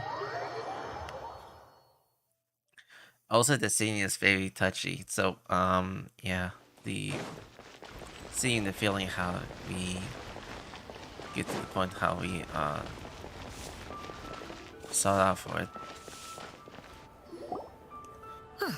Your concerns are excessive and unfounded. This is but a simple collection of ordinary valuables. Such intense scrutiny is hardly necessary. To be quite honest, your insistence on that fact is my primary cause for concern. In what way are any of these ordinary? Every single item here could be worth more than everything I own combined. I simply can't risk shelling out that kind of mora without proper scrutiny. If I'm wrong, I would never be able to earn it back, not even if I worked every single day for the rest of my life. I have to be careful. Yes, you can never be too careful. We're here, Cloud. Miss Xianyun, what are you guys arguing about? Ah, perfect timing. This ignoramus is questioning the authenticity of my wares. I'll have you know, these items have remained untouched in my personal collection for several hundred years. To question their legitimacy is pure folly. Several hundred years? Indeed. They're family heirlooms, you see, passed down over many generations, as families are wont to do. Yep, they've definitely been around a while. We can vouch for her on that one. Hear that? Had I not found myself in need of mora, I would scarcely have had the heart to part with them. Indeed, you should consider it an honor to even have the opportunity to behold them with your own eyes. Doubt their authenticity any further, and I may just decide to take them to another buyer. Whoa, please don't go! I apologize for any insult, miss. You see, I know full well that I lack the knowledge to judge the true worth of these items. If you could wait but a moment, I've hired an expert to appraise them for me. He should be here shortly. An expert, you say? Very well. I will wait for a little while longer then. Traveler, Paimon, this is my new residence. If you have cause to seek my company in the future, this is where you can find me. Master! Oh, it's you two again. Hello. Xianyun! You got a new outfit! It looks great on you. Mm-hmm. Master made it for me. I like it too.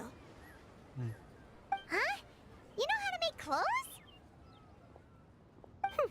Do I know how to make clothes? With the support of the proper mechanism, sewing is hardly a challenge. Master, I brought in most of my stuff. There's a few boxes left, but they're kind of heavy, so I just left them outside. Fret not. I shall help you move them into your room. Actually, I should probably sort through my stuff a bit first. Everything's kind of messy right now, so maybe you could, not look yet, Master? Yeah, that'd be great. It appears my young apprentice has her own fair share of secrets. No matter. Do what you must, child. Now, this expert you mentioned, when can we expect their arrival? Soon. Ah, there he is! Huh? Here, allow me to make some introductions. This is Mr. Zhongli, a well-respected consultant at Wangshang Funeral Parlor and an expert in all manner of valuables and antiques. Mr. Zhongli, this is Miss Xianyun. She's the one who's looking to sell the collection of valuables I mentioned earlier. Huh.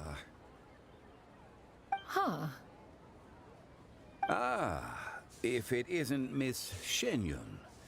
It has been quite some time since our last meeting. What a serendipitous reunion. Indeed, most serendipitous. Have you been faring well as of late, Mr. Zhongli? Quite well, thank you. I was fortunate enough over the past few days to enjoy both a stroll in the mountains and a fresh brew of tea from the most recent harvest. The experiences left me with such insight and peace. Huh. So you two are already acquainted? Indeed. How fortunate we are that fate has brought us together again. If you are otherwise unaware, allow me to inform you that Miss Xianyun is a well-regarded collector and appraiser. She is well-versed in all fields, and oft-celebrated for her impeccable taste. You stand to gain much from this opportunity. You are too kind, Mr. Zhongli. True collectors pride themselves on their wealth of knowledge and eye for detail. I can say without a doubt that you are foremost in that regard. Why, you flatter me, Miss Xianyun. It would seem that you are as self-effacing as ever. Not at all, Mr. Zhongli. Not at all. While I am loath to butt into this conversation, I must ask, you two already knew each other, and you seem to have quite a cordial relationship. Can I be certain that you're not working together to swindle me? I mean, you never know. Huh! A preposterous accusation. The heavens themselves would collapse before we would conspire to do such a thing. Miss Xianyun speaks the truth. Contracts are built on honesty and trust. If that proves to be beyond your capabilities in this instance, this transaction may be taken elsewhere. Say no more. Let us depart. I jest. What fool would still harbor doubts after Mr. Zhongli himself has vouched for the goods? Miss Xianyun, wait!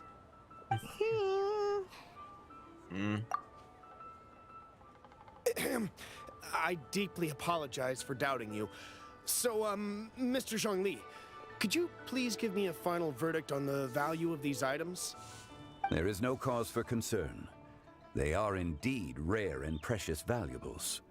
Take this mechanism, for instance. Though one may not immediately perceive its purpose, its structure and appearance are exquisite enough to merit it a place in any fine home. The same can be said for this one here. Few could hope to possess an item that so perfectly blends mechanical wonder with geometric grace. I am sure you have heard from your travels that the study of mechanisms is among the most wondrous arts in this world. With that in mind, I earnestly recommend procuring every last item in this collection. All right.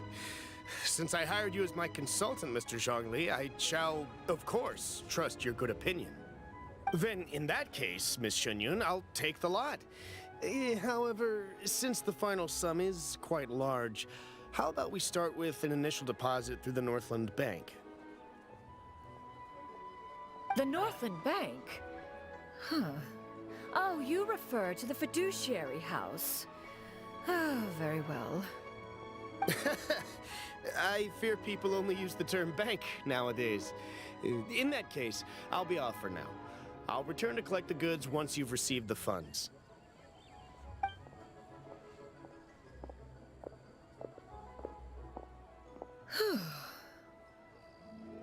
Xiangli!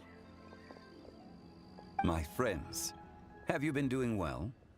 We've been great! How about you? Paimon didn't know you were such a busy consultant! My days have been quite pleasant as well. I had been quietly enjoying a cup of tea when Mr. Xiaozu requested my services. As for you, Miss Xianyun, I presume you must be looking to settle in the city? I must say, the name Xianyun sounds exceedingly strange coming from you. Perhaps you could dispense of that particular epithet in further conversation. Whatever for. Am I not addressing you as a friend should? Well, that is true, but... Alas, refer to me however you will. After all, a name exists such that others may address you with it. One is hardly ignorant of that fact. It would seem that you have gained many valuable insights over the years, Cloud Retainer. One has indeed. One's previous stays were all brief. Now that one has made up one's mind to move and settle, one has gained a much better appreciation of the hubbub and commotion of the city, as well as the people's hard work and ardor. This city is much changed from how it was more than 1,000 years ago. Not unlike the ocean tides, so too shall the movement of people ebb and flow.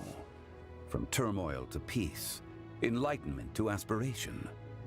Human society possesses limitless potential. In another 1,000 years, the scene we witness here may change in ways that are impossible for either of us to imagine. Alright, that's enough reflection for one day. No need to get all sentimental on us. You make a valid point, Paimon. Now that the sale has concluded, what say one plays the host as we try some specialty dishes together? One must profess great interest in trying bamboo shoot soup. Perhaps you have forgotten, Cloud Retainer, but I once tried my hand at that dish. You were at the table on that occasion, so logic dictates that you should have already tried it. Oh? What occasion was this? It was a reunion between friends several centuries ago. Alas, you must have been too preoccupied to secure yourself a portion. Or perhaps our other companions simply availed themselves of faster reflexes on that occasion.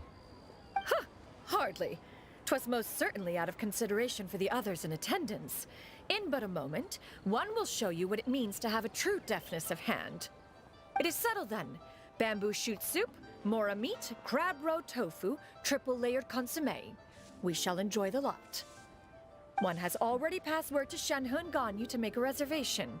It is prime time for them to meet one's newest disciple. Is that agreeable to everyone? It should be a most splendid occasion. Thank you so much, Clown Retainer. Yu, come now, it is time to dine. Ah, this gentleman over here is Mr. Zhongli. He is, A humble employee of Wangsheng Funeral Parlor. Pleased to make your acquaintance.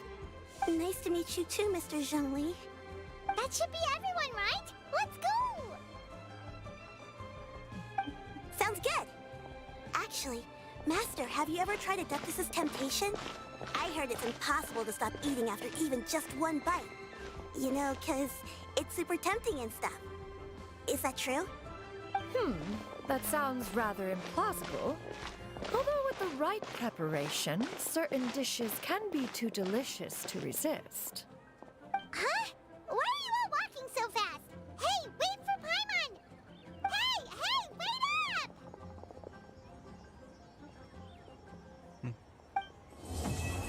Alright, 1,000 miles. Okay, that's it for Xianyun or Cloud Retainer's quest, story quest line. So that was a 3D and quite an enjoyable story. I guess. Now I guess I'm gonna be doing okay, yeah. Now I'm gonna be doing a Chiori story. I may have to take a break for. I need to take a break for a few minutes, so I need to get some coffee. Right now it's like 2 p.m. in Eastern times that night, so let me just open this one up. Let's see, when they talk about tonight, so that just only at 1. So we're just gonna see if there are any new Act 2s for many previous characters. So I'm just curious about the next act for the storyline will come forward. So yeah. I'll tell you the verse about the Chinga's quest about it. So I'm just gonna get some coffee.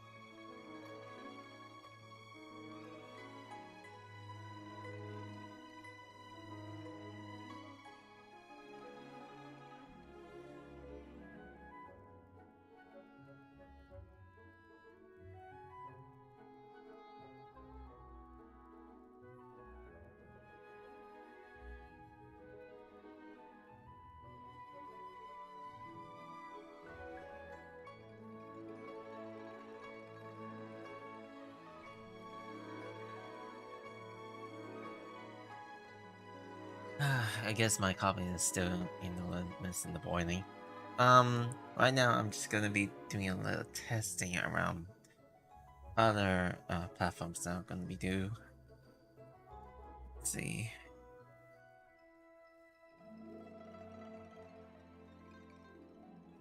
I forgot which one was the platform that I am actually doing.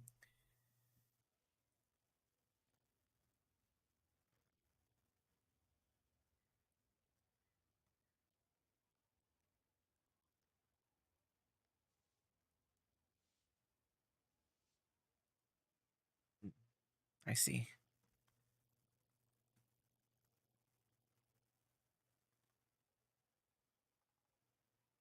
Okay, this wasn't the one.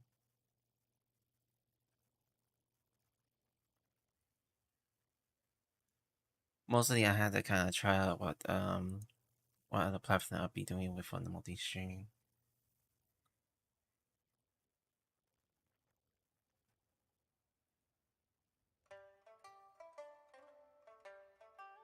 Oh, okay. I think this is it.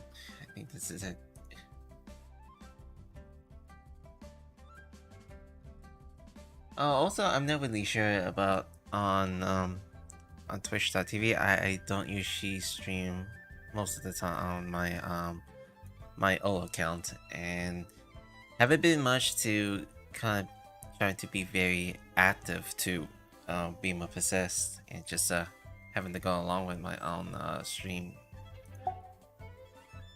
Okay, the quiz is available. While I'm waiting for the coffee, I'll probably gonna try out the trial since I was quite a little humble and just trying to kind of like be actively awake. And even though I never done anything to stream this night, although I did stream like a month ago about this morning, so it's something that I'll have to kind of get used to, like stay up this night. Although during my travels, I do stay most of the times at night. Alright, let's see what Shirio's... So try to build a spout.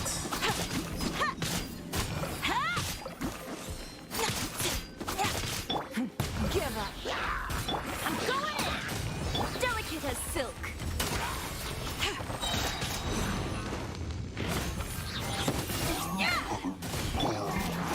Race you!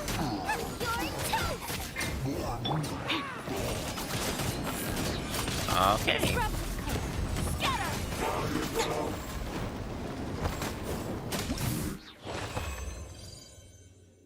Okay, her build is a quality appreciate.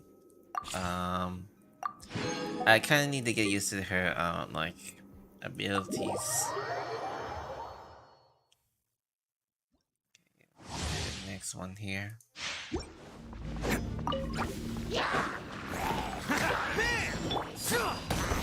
It's nothing. Let's light it up.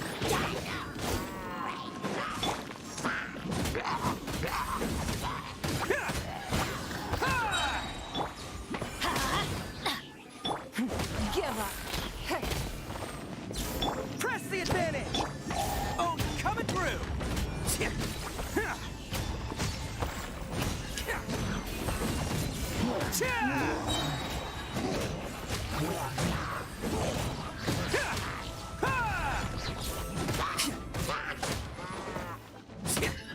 Teamwork is dreamwork. Rally! Who wants some of this?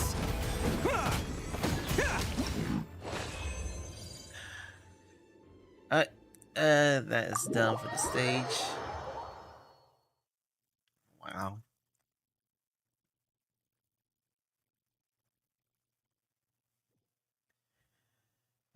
Always again, I don't usually do much about like doing a lot of first timers from chat box that asking me about the promo.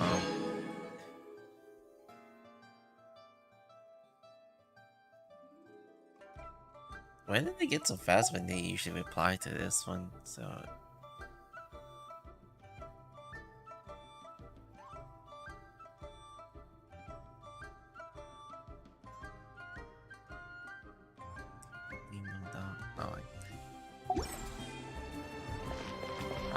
I'll surely check something out.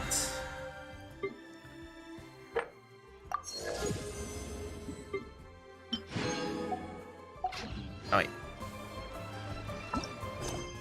Enemies on towards the available quests. Alright, I'm just gonna get a coffee and we're gonna just get started.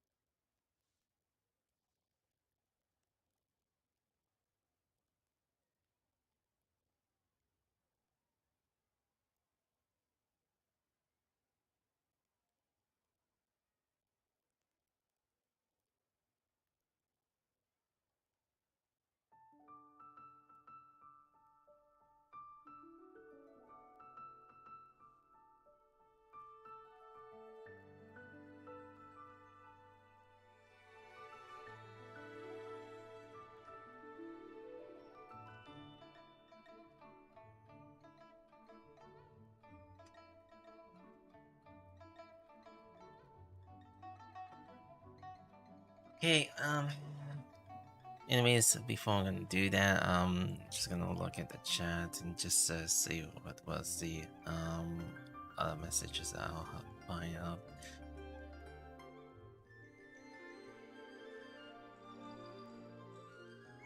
Why did everyone knows my channel notice? Alright, that's it. The quest. Let's begin.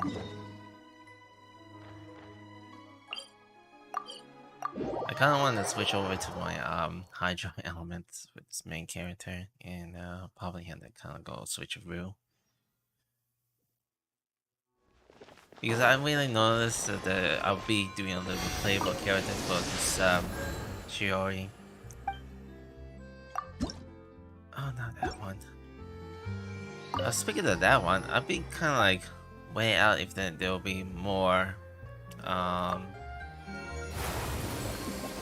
hydraulics around the location.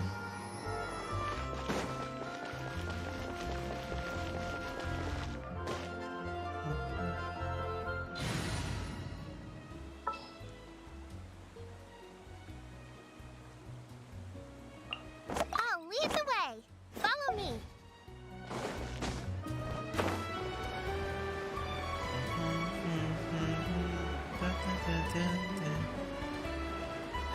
Okay, right to that. Just gonna go to the boutique. Also, if you do enjoy some of my streams or something that I usually upload some of the videos, please give me a feedback or any comment that you'd like to share with you. Like and subscribe. Although it gives me some good algorithm to come by. So It seems like there's another event going on at the Court of Fontaine. Look at that. Roadside signs as far as the eye can see. Let's see what they're for. Fontaine Fashion Week? Ooh, why don't we go check out some of the shops? Maybe we can pick up some cool new clothes. also the music is a little loud. I'm just gonna lower down to 3. Oh, I forgot to check in the mail because there was actually a Twitch event that happened around like 3 days ago. So, yeah, sometimes I do watch on Twitch streams, but after that, I don't usually elaborate that much to watch other content creators to enjoy most of the time that like chat around how their build is good for it. Alright, let's see. Is this really okay? I told you I could do it using the leftover funds from the original deposit. Don't tell me you're afraid that I cheaped out on the dress. No, not at all. I have only the fullest faith in your work, Miss Chiori. I'm just in shock, that's all. It's always been my dream to wear a Chioria boutique dress for my wedding. I really thought the chance had passed me by. Wait, isn't that Chiori? She's actually at her shop today? Perhaps it's because of Fontaine Fashion Week. Oh, you've got a point there. Well, once she's done with her customer, we can go and ask her. I'm a woman of my word. If I say I can do something, then it'll be done. The first rule of business is to always keep your promises. Now, remember to not fold the gown, or store it under direct sunlight. I'd recommend only taking it out on the day of the wedding. But from the look on your face, I can tell that may be a little difficult for you. Oh, I'll try my best. Once he sees me in this, his jaw is gonna drop straight to the floor. Chiori, you're actually at your shop today! Is that really so shocking? It is mine, after all. Anything you're looking for today? A custom design, or perhaps some ready-to-wear outfits for kids? Hey, Paimon's not a kid! We actually wanted to ask about the Fontaine Fashion Week. Oh, that. Well, if news of the event has reached your ears, I suppose the Fontaine Apparel Association's advertising efforts have paid off. Are there any fun and popular activities that we can take part in? Ugh, Fashion Week isn't what I'd call fun. but it certainly always attracts a crowd. It's a fashion extravaganza that only takes place once a year, after all. Will you be showing off some of your designs too? Of course. All designers at the Court of Fontaine use the week to advertise their brand. If you're lucky, you could even land a large amount of orders as soon as the main show ends. Come to think of it, it was also at a previous fashion week that our label first took off. Aren't you pretty much an established name now? People will still buy your clothes even if you don't participate this year, right? Yeah, that's not quite how it works. While many people buy clothes for fit and style, the fashion industry also strongly values a label's artistic vision and creative direction. Why would anyone patronize a label that hasn't even bothered to put out any new designs for the year? In the end, fashion is just a representation of the spirit of the times. People support your brand because they support the vision it represents. Huh. Okay, so maybe fashion's more complicated than Paimon thought. All that complicated stuff aside, you're saying we'll be able to see new Chiori designs at the show? Absolutely. The designs have already been finalized. I'm just waiting for the fabrics to arrive. Ooh, are you using materials you can't get in Fontaine? Well, I still have a certain partiality to Inazuma-made fabrics. The textures are pleasant to the touch, and their familiarity gives me a sense of security. Oh, Paimon gets it! It's that feeling of home. Ugh, something like that. Yes. We're a long way from Inazuma, though. Aren't you concerned that your shipment might get lost or stolen along the way? No need to worry. I've already taken steps to ensure that it'll arrive safely. I've entrusted the job to Komani Express's most reliable courier. Excuse me. Coming through! Coming through! Chiori, your shipment's here. I know it's quite late, so I'm really sorry. Deep breaths, Kirara, then start again. Oh, so Kirara's the courier you were talking about. Oh, hey, Traveler in Paimon. Fancy seeing you here in Fontaine. It's been a while. He has indeed. How about the game Gene's Implication TCG? Wait a second. This is the second time that you've seen me flub a delivery job now, isn't it? Oh, you somehow always happen to catch me off my game, huh? So, what was the holdup? Sailing delays, bad weather? Huh? No, nothing like that. I just ran into a bit of trouble, that's all. Bandits, then? Or treasure hoarders? A few run-ins on the road aren't usually enough to give you any trouble. Well, I didn't run into anyone exactly. I just got a little lost. You'll tell? Keeping you honest as always, I see.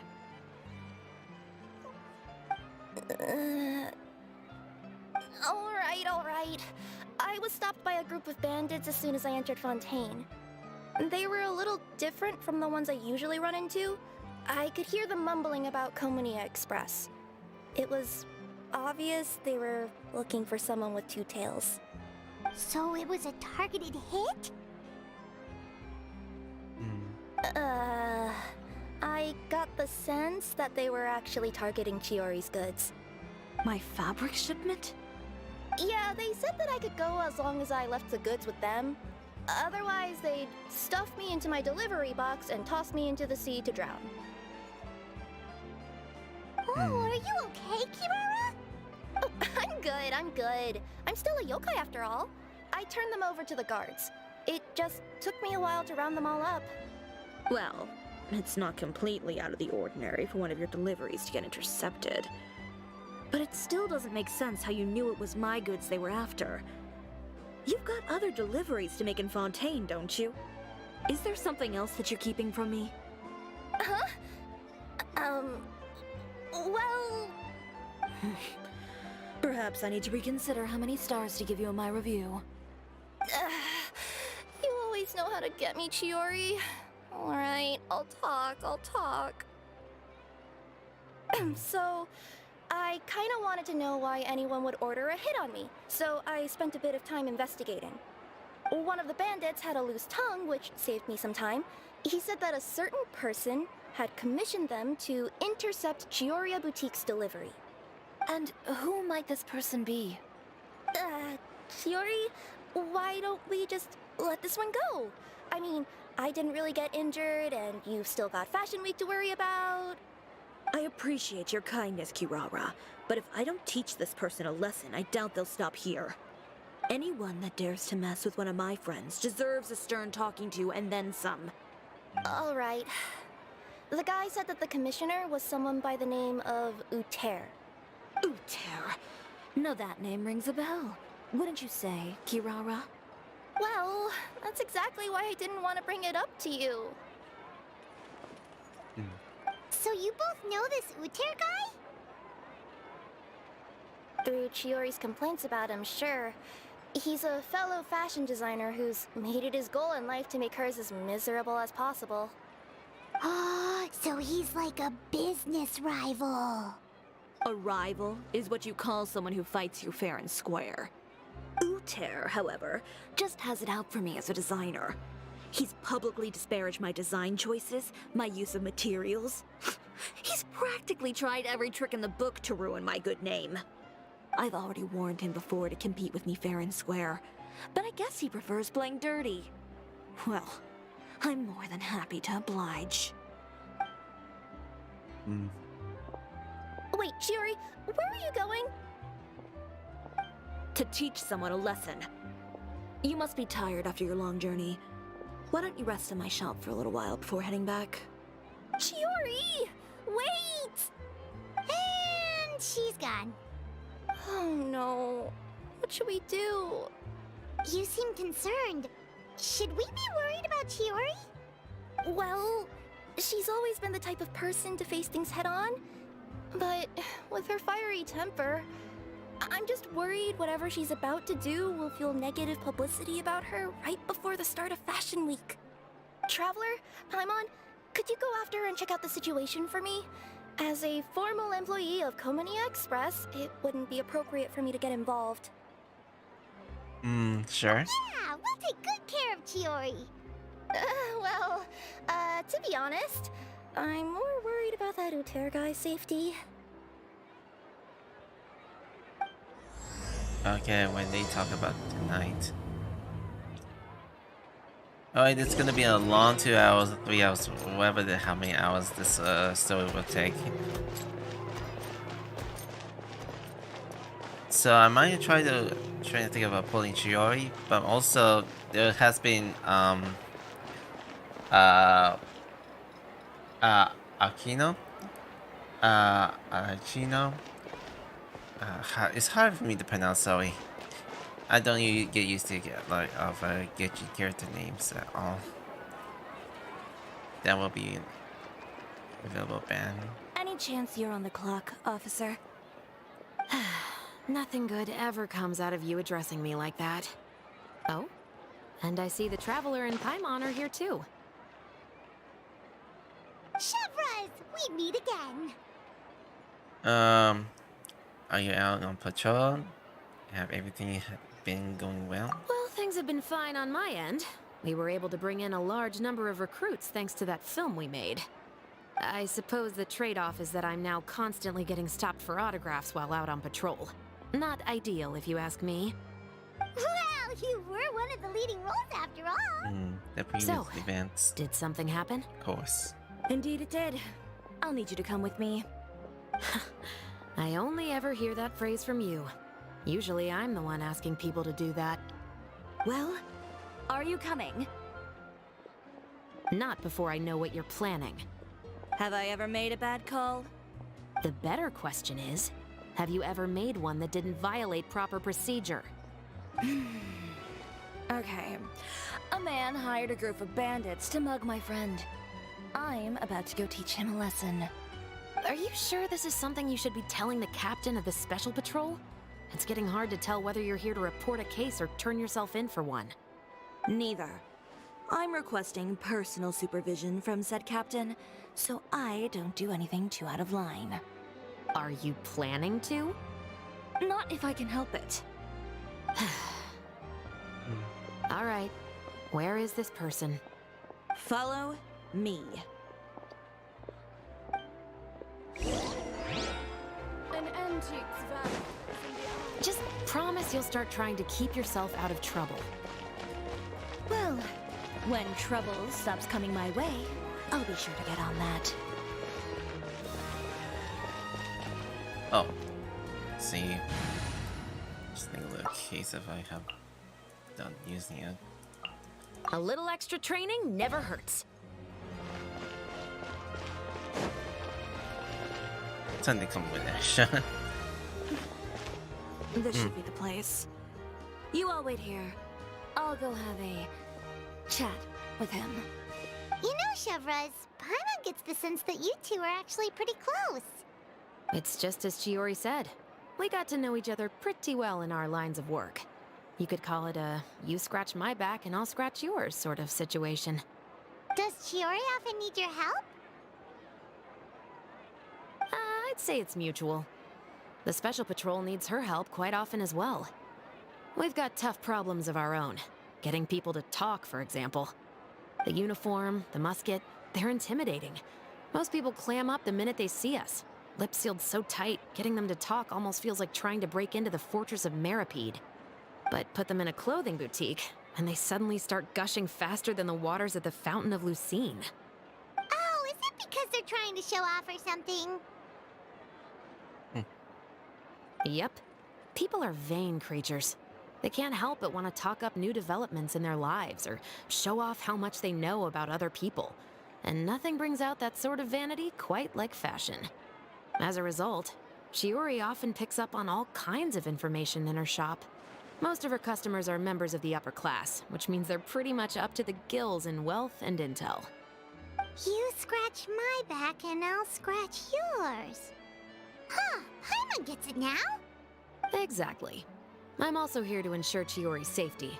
Those who make trouble for her also tend to be rich and powerful. And in some very rare cases, I'm forced to protect other people from Chiori herself. So, who got on her case this time? It's been a while since I last saw her that angry. Oh, so this is what happened. Time pass, like 3 or 4 minutes. Huh? Uter, you say? You've heard of him? Yep. He's made trouble for Chiori several times already. He's fond of pretty much every dirty trick in the book. I heard that even the Maison Gardiennage issued him a warning due to his behavior. So he's back at it, huh? His funeral, I guess. Whoa, what's this about a funeral all of a sudden? I just meant that Uter's done for. Now bring it in, you two. Get right up close. Sure, but why? Because this is probably going to turn into one of those very rare cases I just talked about.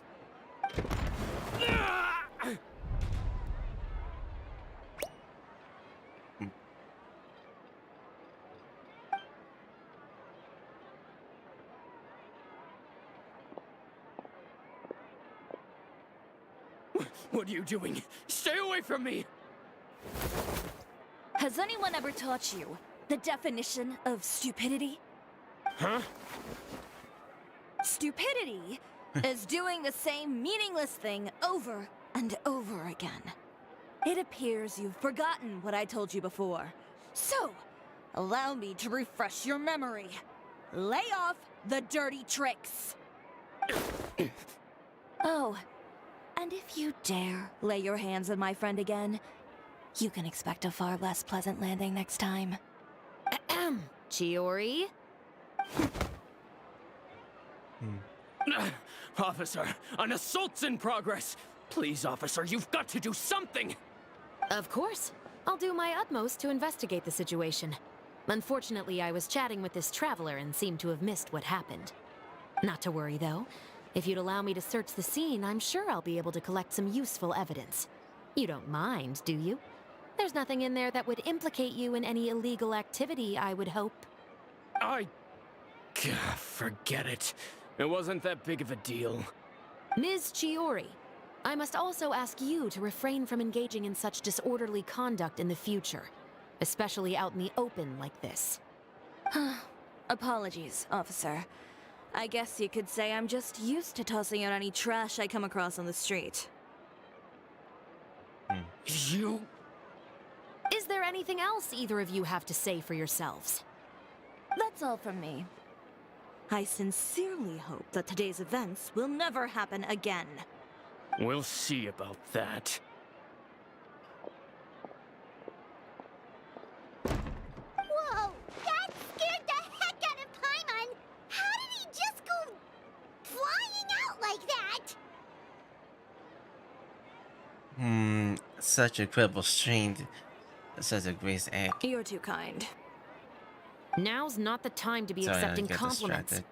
What happened to not doing anything too out of line? Oh, not if I could help it, is what I said. And I think I kept to that. I started with a verbal warning, but he displayed neither shame nor remorse. If anything, he kept running his mouth with insults and threats.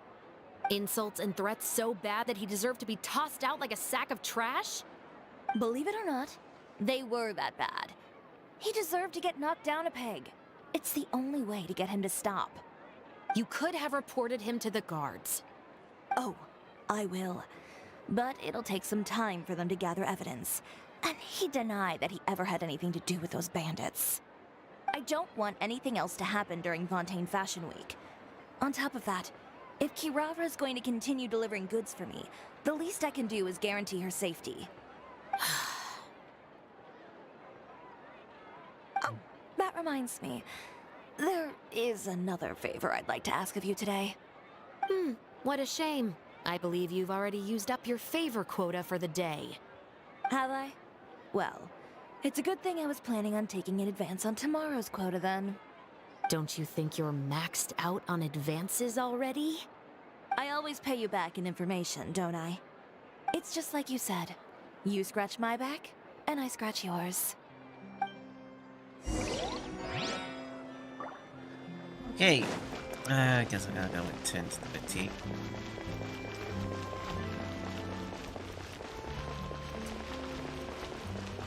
So any keys. What was it again? Like, there was been a lot of leaks about the Arcano.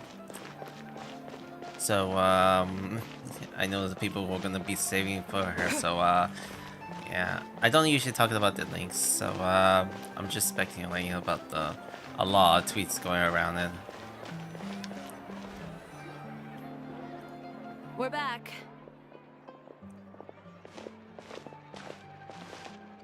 Just continue along with the You were series. gone for an awfully long time.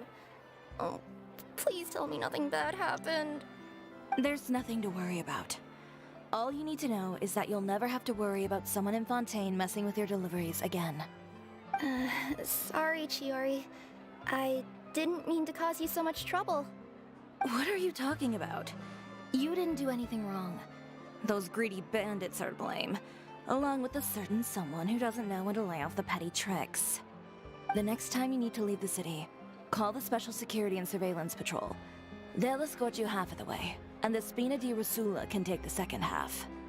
With that sort of escort, the next time you make a delivery, those treasure hoarders won't go anywhere near your goods. Unless, of course, it's to offer to carry them for you. Good one, Chiori. I'm being serious. You know me. If I bring something up, you can assume it's already a done deal. You're going back to Inazuma tomorrow, right? Wait, you don't mean... I've already spoken to the captain of the Special Patrol. As discussed, the patrol's going to take a small detour during their daily training tomorrow. As for Navia, I'll give her a heads up in a bit. There's really no need. I'm just a simple courier. I don't need to be surrounded by a bunch of armed guards. Or ones with sunglasses, for that matter. Don't you think this is a bit much? Well, you certainly shouldn't count on such a procession for every trip you make to Fontaine. It's just a one-off thing, for my own peace of mind. It'll also show those guys what'll happen to those who dare to mess with my friends. Since she's already talked to the patrol, just think of it as you stretch your back I'll stretch yours. I scratch your back, I'll scratch yours. Type of situation. Well, if you think it's a good idea, Traveler, then I guess it's fine. Well, with the bad guys out of the way and your goods safely delivered, everything should be good to go for Fontaine Fashion Week, right? I believe so. I'll try to churn out a few more outfits over the next few days. I've heard a lot of suppliers will be participating this year. Paimon's gonna take a guess and say suppliers are super important. But of course, they supply us designers with funding, equipment, factory access. You have to work with them if you want to become a truly renowned fashion house. That's also why this year's Fashion Week is so important to me. But isn't your brand already really famous, Chiori? Your clothes are so pretty and so nice to wear. I can't help but brag about them to my customers whenever I get the chance. Even so, I would imagine there are still people who've never heard of the Chiori brand, yes? Well, I mean, with the amount of places that I deliver to, it's only natural that some people from other nations haven't heard of it.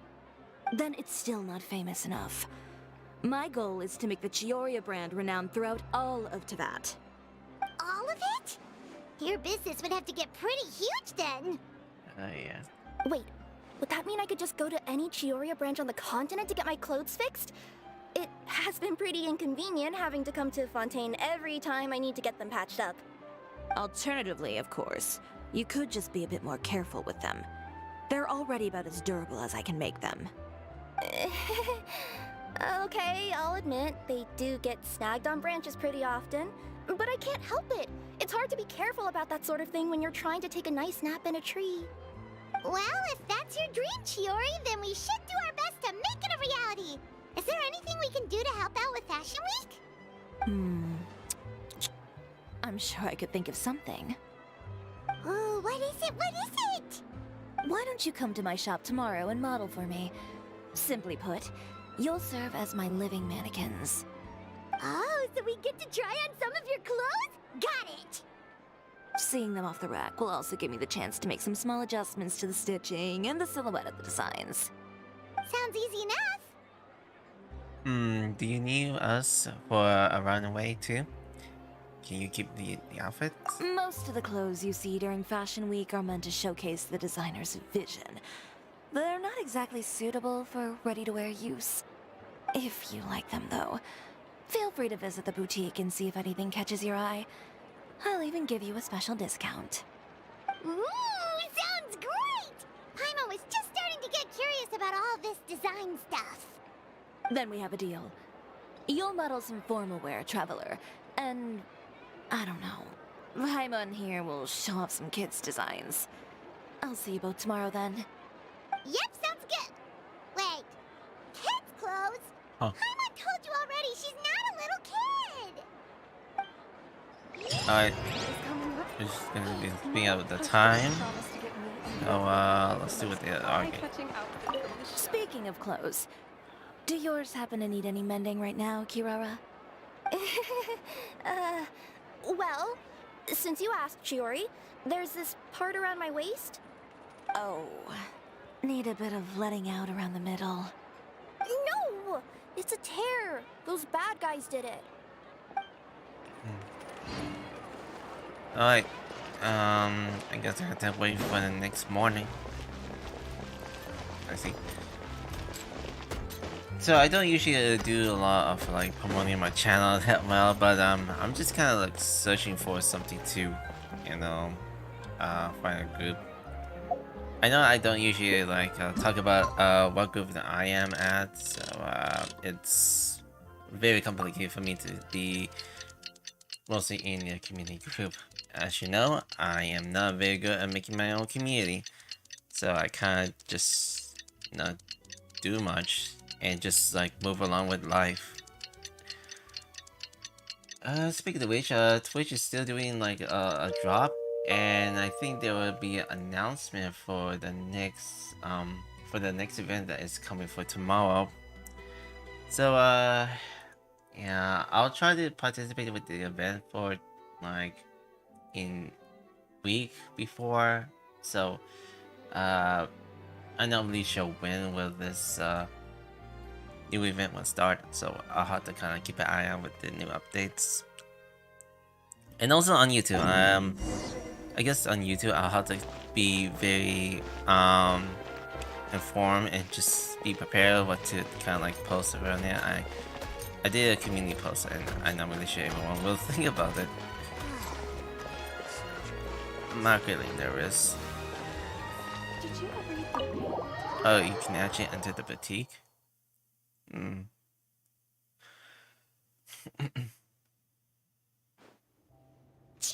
we're here! You're here early. I haven't even opened the shop yet. Wait, has Kirara left already? Yep, with the special patrol. Bright and early. Did everything go all right on the road? I believe so. The patrol makes for quite the entourage. The way they marched forward with Kirara in the center, you'd think she was some sort of VIP.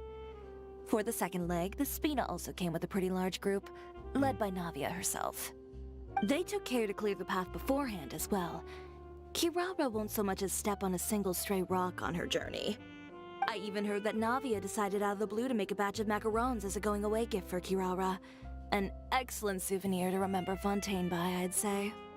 Sounds like Navia really got into it. My thoughts exactly. She even lamented the fact that she didn't have time to prepare something even fancier. I'm pretty sure she can't wait for another escort opportunity to come her way. You know, now that you mention Navia, Paimon thinks the two of you are actually pretty similar. You say what you mean, and when you have an idea, you really hit the ground running. I suppose that's why we're such good friends. Navia has a certain resilience about her. It's part of who she is. No matter what comes her way, she never bows down in the face of adversity. That sort of determination and courage is something I really admire. That same spirit is the true vision of my brand. When she first mentioned commissioning an outfit from my boutique, well, I'm sure you can imagine my excitement. It's like finding the perfect brand ambassador, huh? Indeed. Customers pay attention not just to the clothes, but also to the figures in society who wear said clothes. People like to copy the styles of those they look up to. Huh. And here Paimon thought all that mattered was for the clothes to look cute. Fashion is about more than just looks, my dear. Especially if you've got your sights set on a market the size of Teyvat.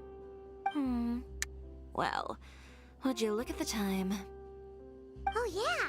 Come on, let's get down to business. We're here to model! Indeed.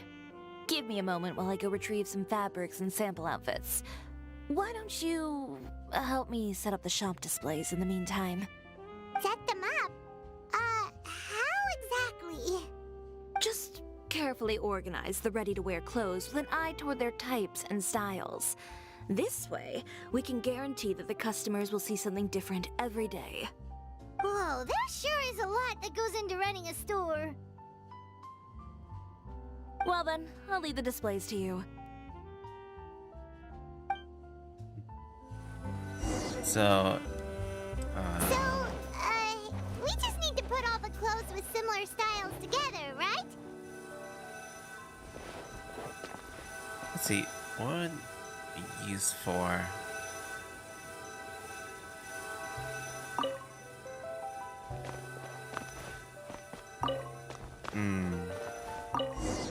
That's something that is easy. Not bad. You might just have an eye for design. Anyway, let's move on to the real task at hand. Over here, stand still. I'll take your measurements first.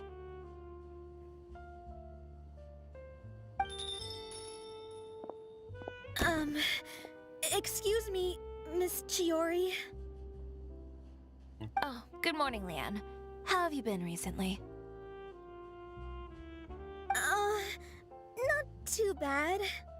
Your gown will be ready next week, so there's no need to worry about missing the ball. Or did you come here today because you'd like to make a new request, perhaps? Oh, no. Nothing like that, Miss Chiori. To be honest, I came here today to cancel my order for that gown. Cancel your order. But you can keep the deposit, of course. I know you can't return any materials you've already used. Don't worry about the materials. I'm more concerned about you. Did something happen, Leanne? Have your plans changed? It's all right. I'm not trying to make things difficult for you. I'll take note of the cancellation. Thank you. I'm really sorry. Don't worry about it. Just let me know if there's anything I can do to help.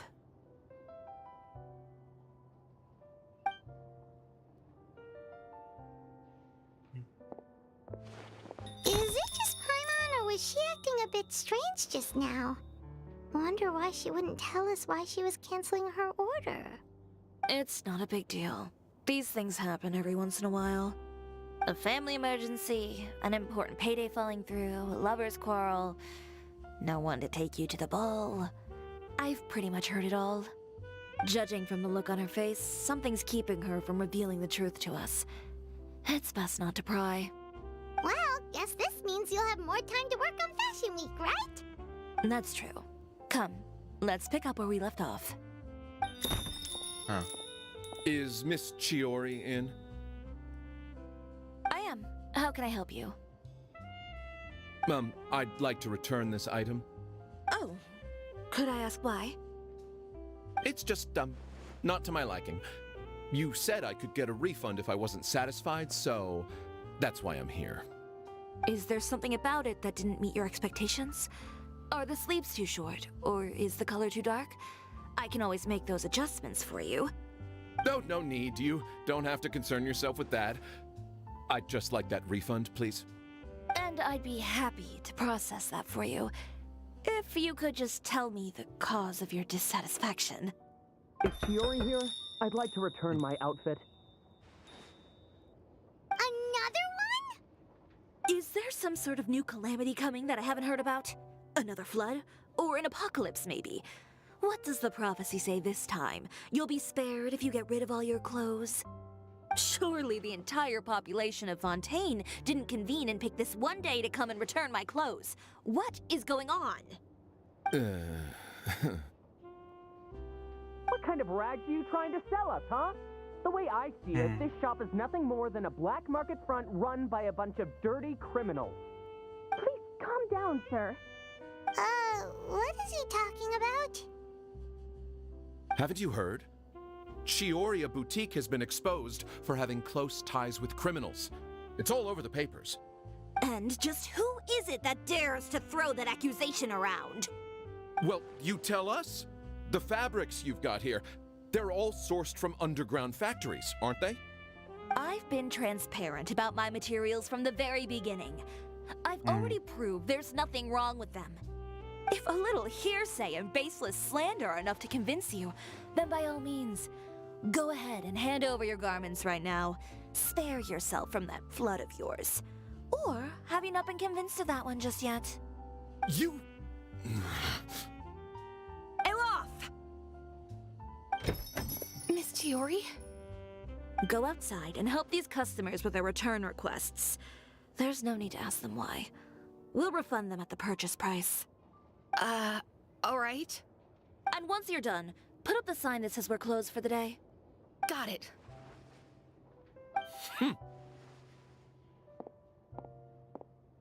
Chiori. Those rumors? They couldn't be more fabricated if you tried. No need to worry about them. I'm sure they'll go away on their own in a few days. The real goal here is to divert my attention away from Fashion Week. The best response right now is to tune it out and focus on finalizing my designs. If you say so, but Paimon still can't help but worry.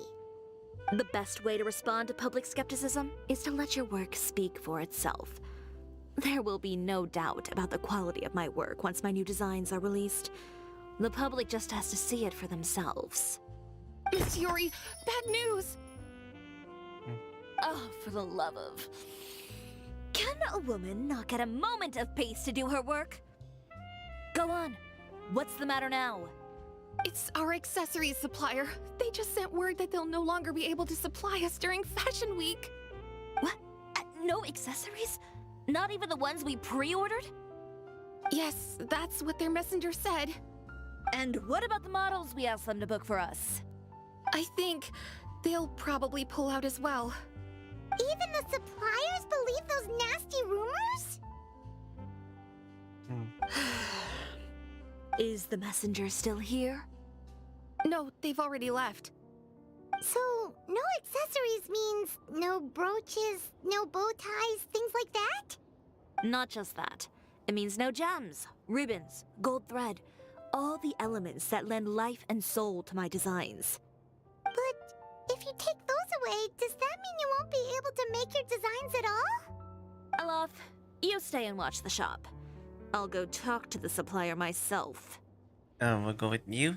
Maybe we'll be able to find out what's happened. Yeah, and we can vouch for you too.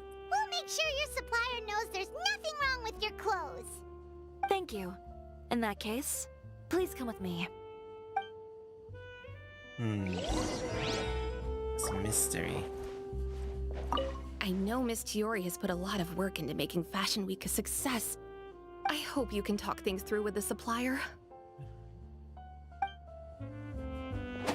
Okay, we're just gonna go out and pick up this shiny mister or something. I'm not really good with words.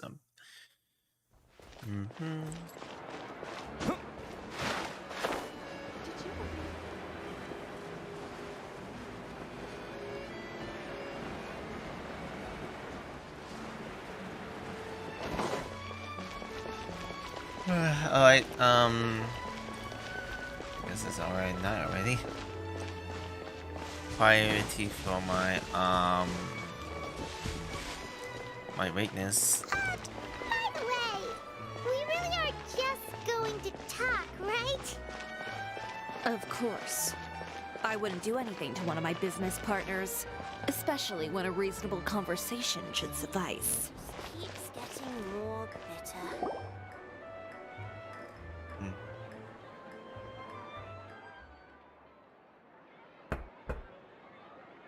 Who is it?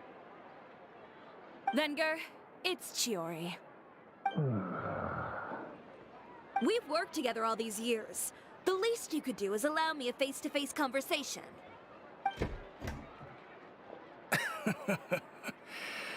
Straightforward as always, I see. You know, there are certain conventions people usually follow if they want to seek someone's company. Sending a messenger, for example. And when has following convention ever gotten me anywhere? Why hire a messenger when I can just explain things in person? Have you read the papers today? I don't like to waste my time on baseless lies and speculation. Maybe that's something you should consider as well. You're right. I only subscribe to the Steambird. And most days, I never even read the others. So, these rumors. The Steambird was the one that published them? No, not at all. They were in some second-rate fashion tabloids. Well then, there you go. Those sort of headlines become old news faster than you can read them. Surely a bit of tabloid drama isn't worth cutting off my supply. You would think that. But this time is different. Someone paid off the tabloids to publish the same article at once. They even went so far as to leave a copy in front of every house. That's how I first learned of the rumors. Every house? That means someone must have been planning this for a very long time.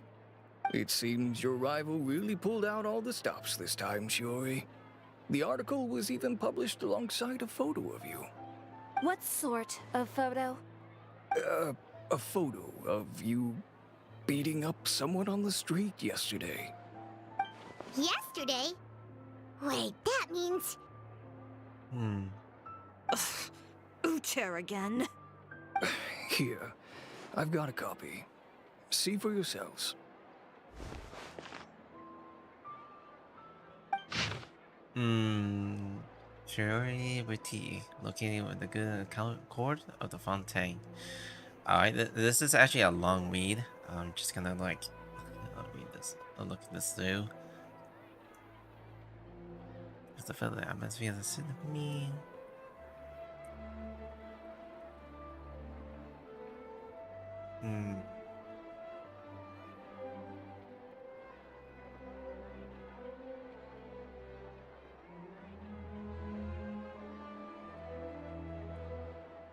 Okay, eating the bird, they flooded up by the fashion, keeping your skills cook. Oh wow. I'm sorry, I can't even sneeze. Alright, mostly about these articles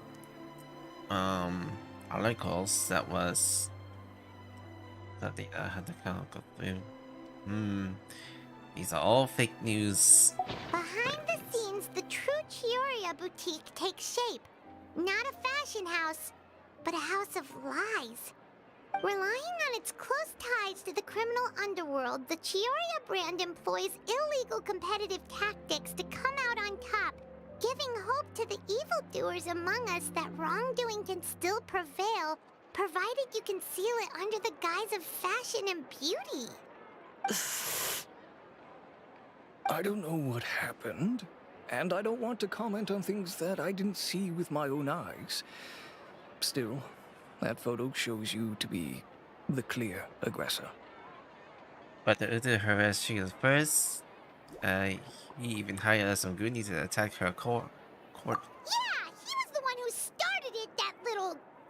I appreciate you standing up for me, Paimon, but it can't be helped now. That's right. The court of public opinion has already made up its mind. Still, I've got to give your rival high marks for effort. They even dug up the fact that my father once served time in the fortress of Meripede.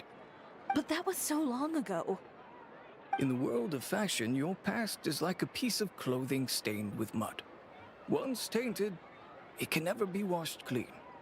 They claim that most of your clientele are criminals and that those who buy your clothes are just like you. People who silence all dissent with violence. The absurdity. I don't even know which part to laugh at the most. Well, it's no laughing matter. Maybe your clientele are criminals. Maybe they're not. There's even the possibility that they're just people who happen to commit crimes after buying your clothes.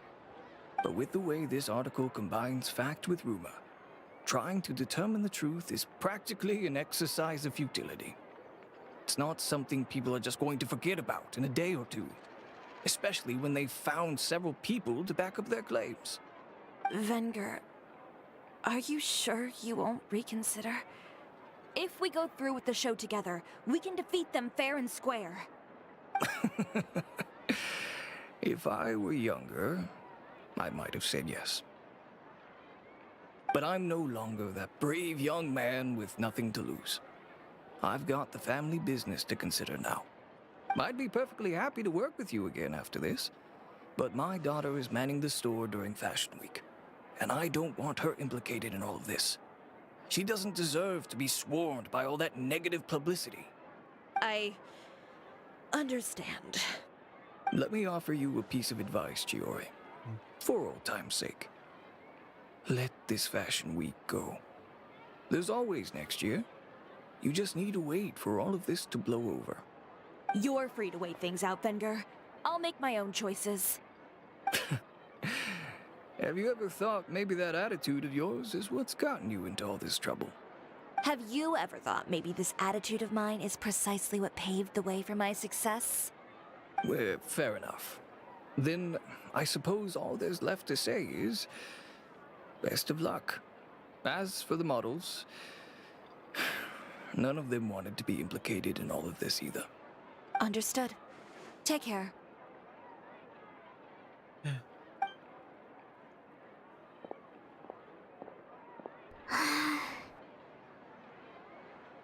So, what should we do now? Without the accessories, I can no longer use my old designs. How could they do this? They're making things up. The boutique doesn't have anything to do with violent criminals. Can't people tell this is just a bunch of lies? Public opinion has never been about what's true and what's not. It's about echoing the loudest voice in the room. I should have seen it from the beginning. Uter knows me too well. Everything that happened yesterday was just a trap. Well, guess all we can do is just head back for now.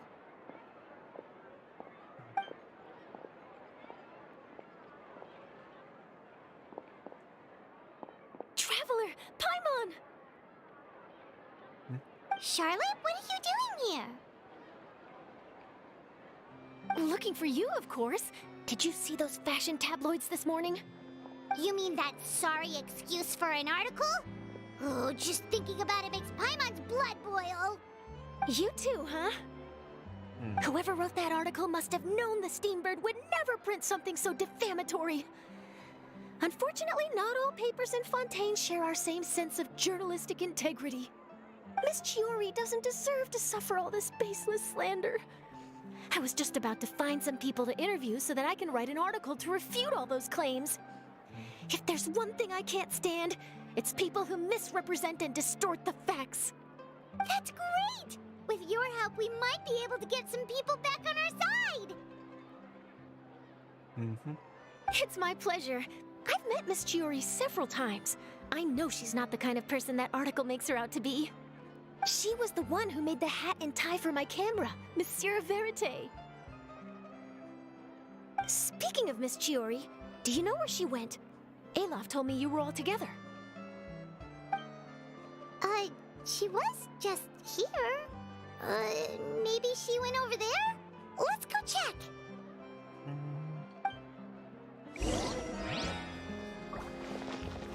If you ask me, I think Chiori Boutique is done for. I mean, what did they expect? Engaging with criminals behind their customers' backs. They kept up a solid front, though. I've even bought from them before. Really? How was it? The owner was plenty fierce, that's for sure. Makes sense if she regularly deals with criminals, I guess. I've got the chills just thinking about it.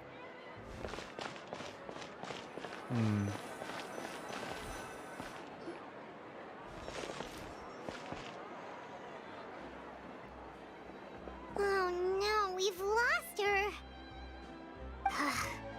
Did you hear what all those people were saying? Paimon can't believe they bought all that nonsense.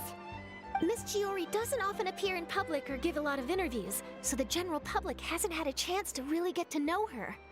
It's also true that her way of dealing with things can be a little extreme sometimes. It's easy to use that to mislead people who don't know anything else about her. Oh, this is all Uter's fault. Paimon would pick him up and throw him across the room too if she could. Wait a second. You don't think Chiori might have gone looking for him, do you? You know, so she can, finish what she started? That would only make the situation worse for her. I'm sure Miss Chiori knows that too. You've got a point. Let's just return to the boutique and see if she's there then. I no need to go back to the boutique. Alof, we're back! Oh, who's this? This is Miss Letitia. She's also here to see Miss Chiori. Oh, you were the one who came to collect the wedding dress yesterday, right? Wait, please don't say you're returning that dress too. Oh, no, not at all. I'm just here to thank her. In fact, if there's anything I can do to help her out, I'd be more than willing. Ah, so you've come across that article as well. Yeah, you probably don't know this, but after I got engaged, I didn't think I'd be able to wear a Chiori dress on my wedding day. Why? My fiancé owns a small business. It doesn't bring in a lot of mora, but we get by. After he proposed, he took me to Chiori Boutique, and we put down a custom order for a dress. He probably noticed how often I talked about Miss Chiori's clothes, and how pretty they were. Being able to wear one of her dresses to my wedding has always been my dream. And then? And then, something happened to the business, and we ran into major mora problems. We were able to scrounge up enough to pay off our debts, but it left us without the funds to pay for the dress.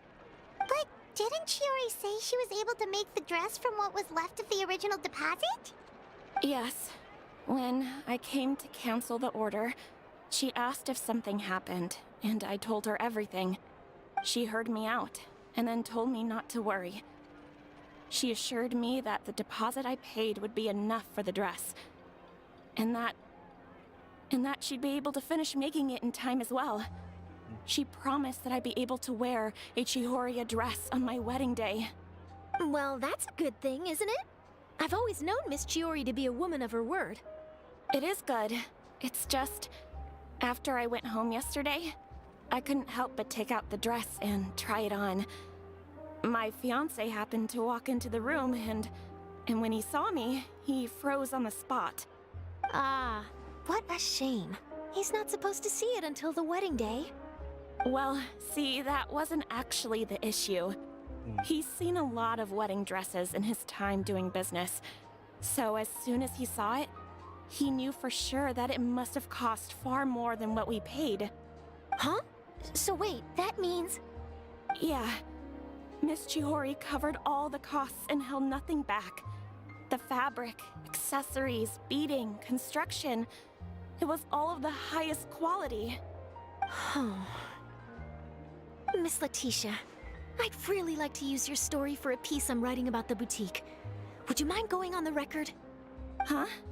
Well, if it would help Miss Chiori out, I wouldn't mind at all.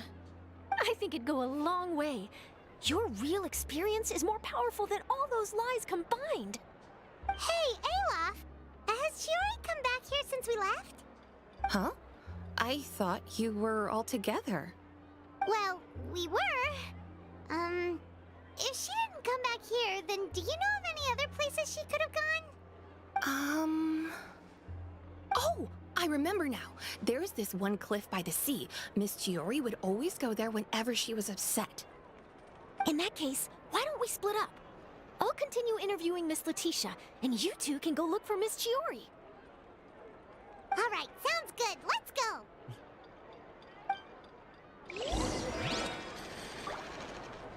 So, in your opinion, what is Miss Chiori like as a person? Let's see. Well, she's certainly not afraid to say what she means, but she always looks out for her customers however she can. He is. Miss Chiori isn't the sort to just give up. She probably just needs a place where she can think in peace. Now, where do you go to?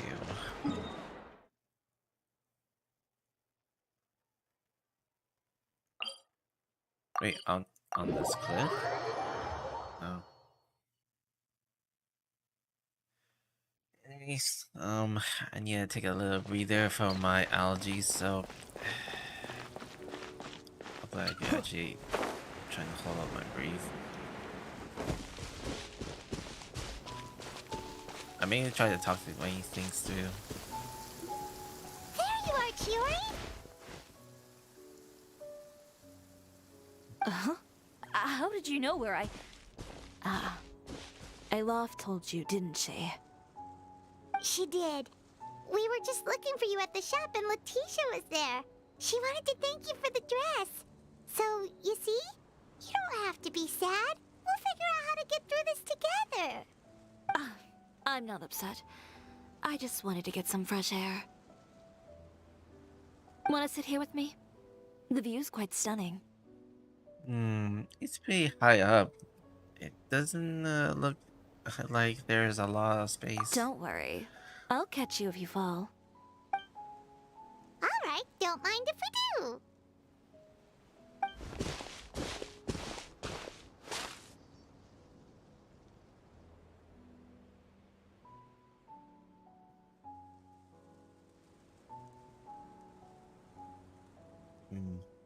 Well, how does it feel? This place is pretty great. Right? It's quiet and open, and far from the relentless critique from fashion commentators and the media. It's just you and the beautiful scenery. Yeah, take yourself out of that kind of stressful environment every once in a while. I didn't grow up in a very strict family. My parents would joke that I grew up to be so assertive because they spoiled me as a child. I would get together with the other children to climb trees and explore caves. One time, I even climbed over the walls of the Kamisato estate. One of the servants had to physically remove me. Whoa, Paimon would have never imagined that! But even as rambunctious as I was, when it came to needlework, I was as quiet and focused as could be. It was as if I discovered a whole new world within those vibrant, dazzling fabrics. You know the feeling? Sorta. My parents noticed, and they sent me to study under a famous Inazuman tailor. It wasn't long before I had driven away pretty much every master tailor on the archipelago. You could say I really tried their patience. You were that misbehaved? I wasn't misbehaved, exactly. I just often had strange ideas when it came to fashion. Ones that weren't in line with traditional ways of doing things. On top of that, I hated the idea of groveling and making outfits for every arrogant big shot expecting me to be at their beck and call. Anyway, a few incidents later, I soon found myself without a master. Worse, not one shop was willing to hire me. Not even to do grunt work. No wonder you left Inazuma. I was angry and frustrated. So, before I left, I swore to all those masters that my brand would one day become renowned all over Teyvat. Well, that's a great dream to strive towards. After that, I came all the way to the court of Fontaine, a city often referred to as the capital of arts and fashion. I had a lot of fun starting out. Sure, I was living in a small cramped room, but I was finally free to make whatever I wanted. I had a far more naive view of fashion back then. As long as something was pretty, it would become popular, right? A simple concept, surely. Of course, as I spent more and more time in the industry, I learned nothing was ever that simple. Least of all, fashion. Well, I know someone who absolutely adores your fashion design and dreamed of wearing one of her weddings. Oh, you mean Letitia? Yeah, she did mention that dream. I'll be honest with you. That's the first time I ever heard something like that from one of my customers. Who would have thought? Even as I continue to pursue my dream, my work has also become someone else's.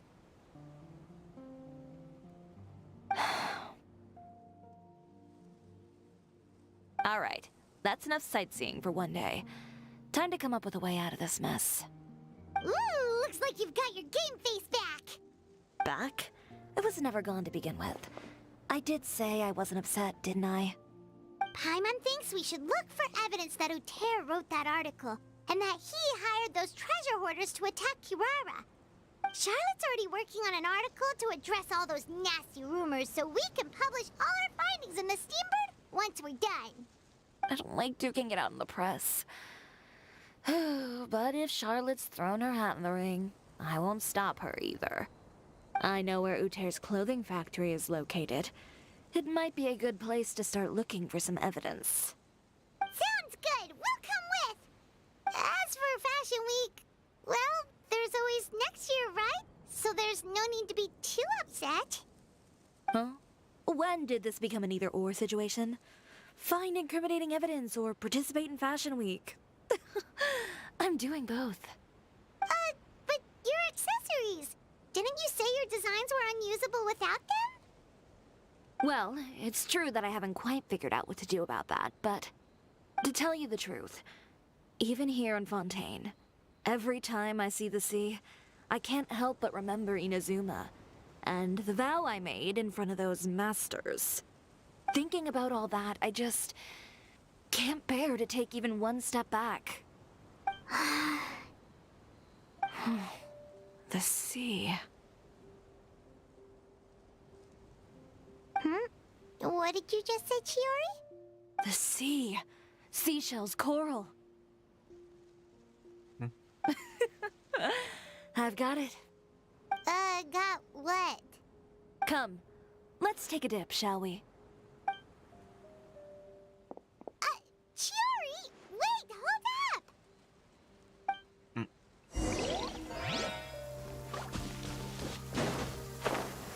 So we're just going to meet. Sorry. We're just gonna dive in and just collect the seashells. Haven't dived in for a while, so let's just do them exploring. Chiori, why did you just jump into the sea all of a sudden? Paimon, what do you think is the most beautiful thing in the sea? A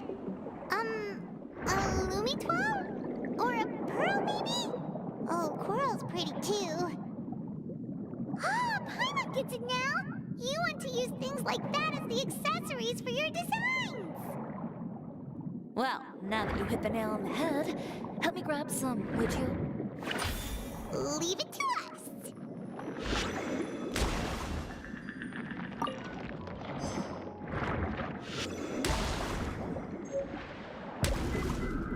Oh, leave those here.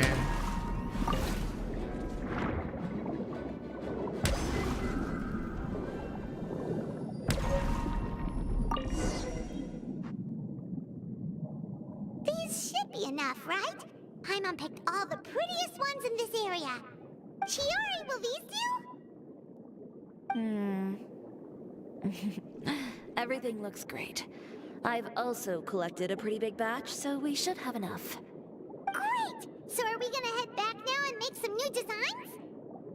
Yes, but don't forget, we've got more than just the designs to worry about when we get back. You return to the boutique with Chiori.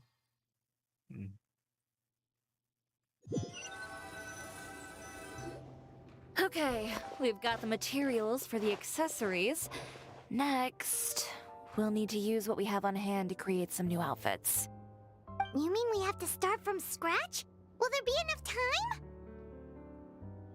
I should be able to make it, if I skip out on sleep. Oh no, skipping out on sleep is not the answer. Wait, how come this conversation is giving Paimon major deja vu? Sounds pretty similar to the one we have with Ganya before. I guess we're going after what we want. What you want means making a current sacrifice. Well, anyway, sleep is important. You're not gonna convince Paimon otherwise. Well, I can't argue with you there. One thing's for sure, though. I'm going to do whatever it takes to make it work. All this grit and determination. It reminds me of the first fashion week I ever participated in. What else can we help with? Let me see. I suppose all there's left to do is tear up all the outfits currently on display. You got it! Wait, what did you just say? You heard me. Tear them all up. When I went to that first fashion week, I had no savings to speak of. Just a few dozen yards of fabric and a dream. I had to make something work, so I tore up all the clothes that I brought with me from Inazuma, and I used the scraps to make my entries for the show. I used the larger pieces for the base fabric, and the smaller pieces for accessories. If it worked back then, why not now? We can also repurpose some of the ready-to-use accessories in the shop as well. But you worked so hard on all these outfits! I know. That's why I refuse to let it all go to waste. I'm not going to let them win, even if it takes everything I've ever made and more. Okay, then... Here goes nothing. No need to be nervous. I won't hold it against you. Of course, if anyone dared to tear up one of my dresses in front of me on a normal day, I'd probably toss them into the sewer. Just this once, though. I think I can make an exception. Go ahead and tear them up. Think of it as a good way to vent your emotions. Alright, I need a moment. Restroom. I just need a restroom.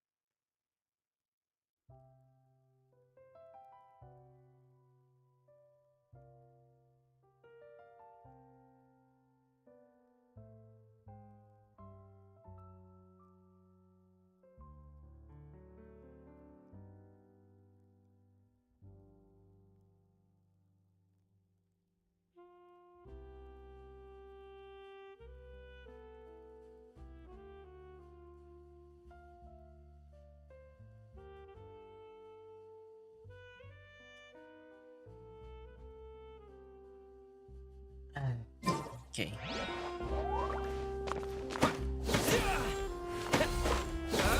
Alright. The tail and the hook apart. Good job. That should do it. Chiori, are you alright? Sorry for taking so long. I got caught up and... Whoa. What happened to your shop? Who did this? Those monsters. Slandering you in the papers wasn't enough for them, was it? They even sent people to wreck your shop. Give me their names. Since they're all too eager to tear up other people's clothes, I think it's about time the Spina di Rosula return the favor. Maybe you should calm down a bit first, cause you see, I was the one who did it. Boss, please go easy on us. Huh? Ugh, what is this, a soap opera? I was the one who asked the traveler to tear up the outfits. We need all the fabric and accessories we can get. Oh, so that's what happened. I guess I got a bit ahead of myself just now. Back to what you were doing, everyone. You can all just pretend like I didn't say anything. Navia sure is scary when she's angry. If there's one thing I can't stand, it's a false accusation. No one's gonna orchestrate some conspiracy to take down one of my friends and get away with it. You and Chiori are really close. Of course. Everyone knows that Chiori makes the most gorgeous outfits in town. All of the Spina di Rosula's formal wear is custom tailored here. Now, if only you'd give me the contract for your uniforms as well. As if you'd enjoy designing something as boring and formulaic as a uniform. That's why I didn't ask you in the first place, silly. Plus, with how much your intel has helped us out in the past, to the Spina, you're more of an intelligence agency than a fashion boutique. If I had it my way, it would be the other way around. Anyway, we both know why I'm here. Tell me, how can the Spina be of service to you? If it's not too much trouble, can I borrow some skilled hands to help with some simple sewing work? I'll need all the help I can get if I'm going to finish these outfits over the next few days. Oh, no problem. I've got a few of those guys all ready to go. I just knew you wouldn't be intimidated into withdrawing from this year's show.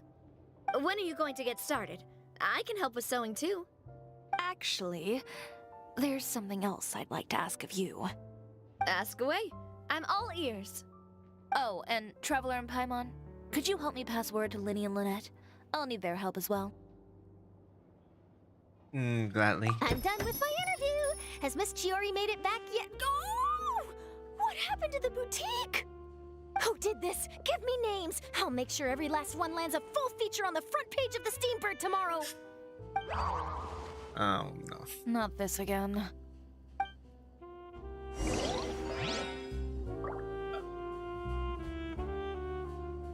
On. What should we do about these clothes I misclicked it with R. Need any help? Sort them by the type of fabric first, and then by color. Oh, and don't forget to remove any accessories and put them to the side. That sounds pretty straightforward. I'll help too. So we're searching for Leon Land, perhaps.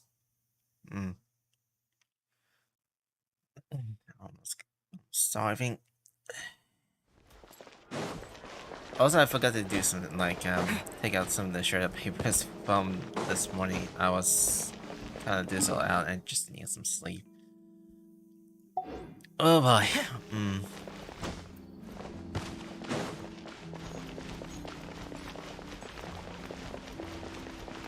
We just gonna find those two magician actors, so they could give us like a briefing about like how we can sort this out.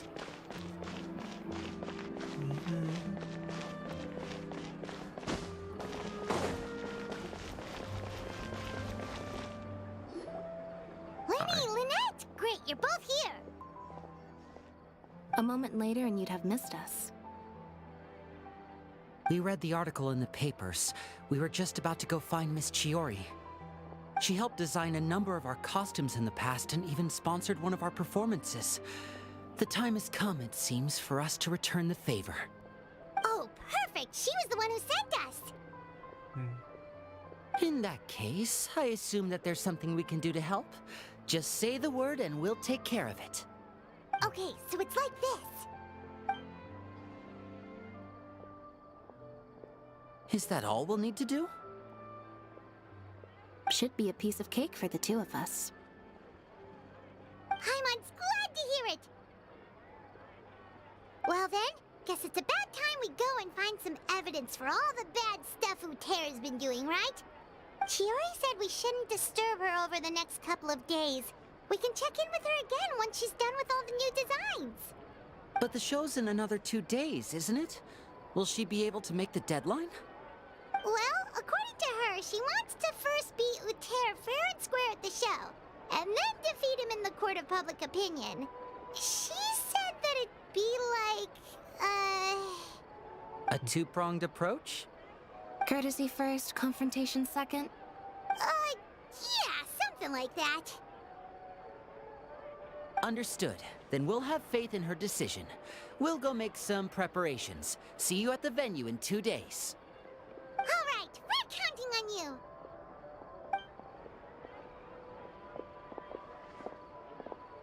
Okay, then let's also do as Chiori said and meet up with her at Uterra's factory in 2 days. We'll gather the evidence then. Oh, Paimon sure hopes she won't have a hard time making all those new outfits for the show. Alright, waiting until 2 days. No way. So I guess I had to kind of like wait out for 2 days straight. Another time skip. Sometimes I don't want to do more time skip.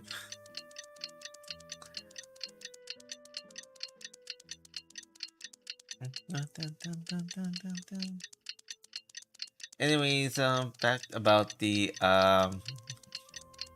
volcano. Oh, also, today is like White Day, so happy White Day. Okay, happy White Day too. Oh, somehow, otherwise it's White Day. Yeah, I'm just gonna look through it on some of the social posts, just to give them my thoughts about it. Skip around for another day. So on.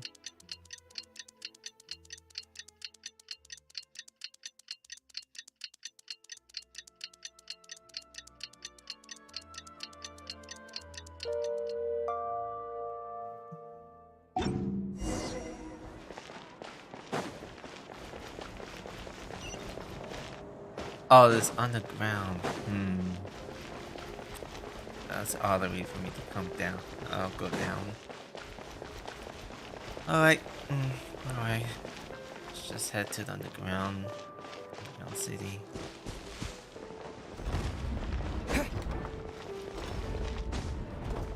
I'm not really sure if that is the perfect time for me kind of like stay off all night. I'm not sure what the time zone will be like when I'm just very curious about like when I usually stream around like in Eastern Western times. Sometimes some algorithm will actually pick up, or something that will actually pick up when people usually come by to the stream. Is that I'm not sure how I'm going to do response to many thoughts that I should talk about. Something. I'll do my best. Oh, you're here. Chiori! How are the new outfits coming along? You look kinda tired. Just a few steps left now. I've handed the rest over to Alof. We should be able to make tonight's show. Wow, that's cutting it real close. Are you sure she'll be okay without you? Don't worry. I have no intention of giving ground on either front. With the fashion show scheduled for tonight, Uter has closed his factory. This is our only chance to secure any incriminating evidence. Okay, Paimon totally gets that this is all his fault and he totally deserves it, but wouldn't we technically be trespassing on his property if we just barge in like this? His factory is usually open to the public. It may not be open for business right now, but that doesn't mean visitors can't stop by for a tour. We're just curious customers after all, aren't we? Well, when you put it that way... Anyway, Uter's factory is right over there. Let's hurry up and get moving. Why would he open a factory over there?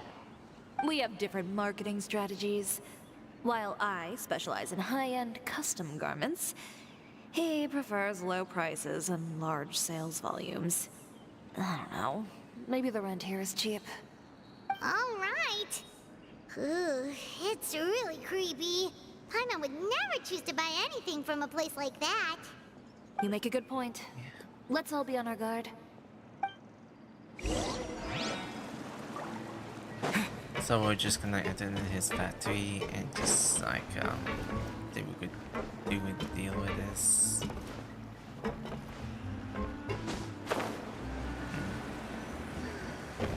I'm not seeing over the stairs.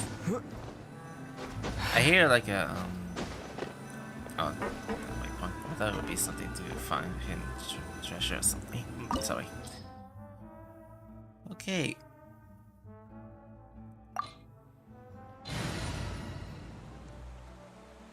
So we also gonna have a trial character with us, and so this is gonna be very I'm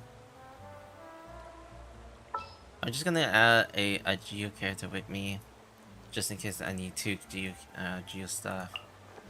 I am the man.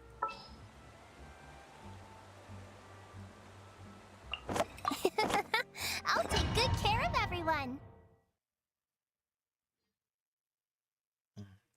And see what it's about.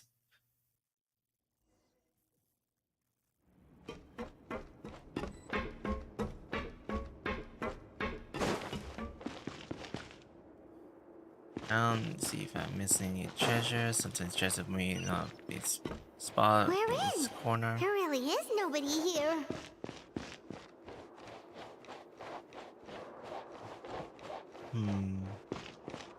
Welcome, dear visitors. Oh, Paimon nearly fell out of the air. What is that thing? A mechanical guide. They usually use a recorded tape to give you a tour of the factory. Please follow me, dear guests.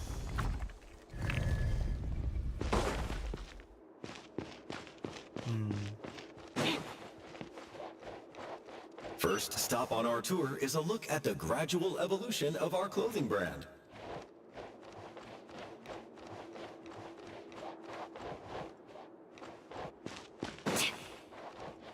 After that, we welcome you to peruse our most popular styles. Huh. Uter seems to be doing pretty well for himself, doesn't he? Why would he feel the need to bother you when he could just focus on improving his own brand? This is the studio where our designs are made. Please, take a look around at your leisure. Yep, this seems like Uter's workspace, all right. Let's see what we can find. Okay, the market expansion. I want 100,000 more. Oh, hold on. I didn't read that other text on the screen. Going to arrive in the city in the morning of 8. Vita. And let's see, some examples are old design, nothing strange about them. These are the fitting rooms. Please use them at your leisure. Huh? There seems to be something in this fitting room.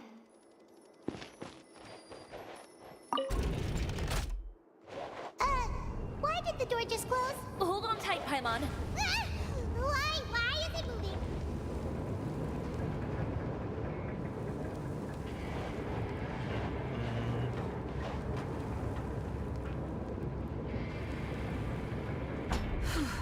It seems to have stopped. Where did this thing take us? It seems like we're someplace deeper inside the factory.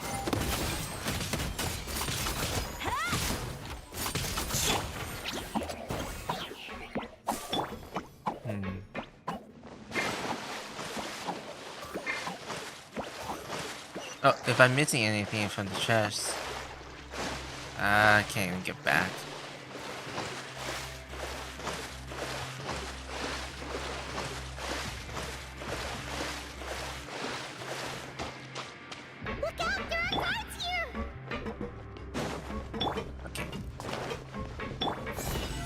Let's roll!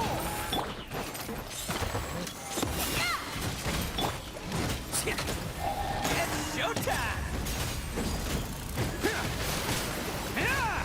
Attaboy! You asked for it! Water test! Delicate as silk.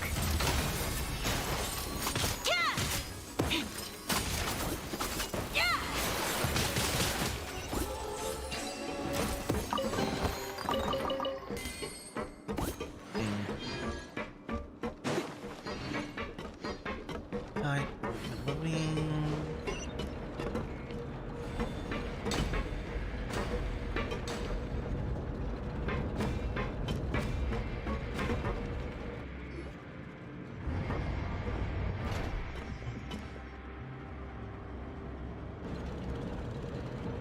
This place is filthy! Are the clothes from Uter's shop seriously made here? Look over there. Ugh! That water looks super nasty! Oh, Paimon can smell the stench from all the way over here! And I was the one using unsafe materials, Uter? So he was actually the one who opened an underground factory. No wonder his clothes always felt weird to the touch. He's been using all manner of tricks here in a bid to cut costs. Should the clothes made here even be worn? Never mind issues with shrinking and fading. These materials can give you skin problems if you wear them too often. That's terrifying! Let's take some photos right away as evidence.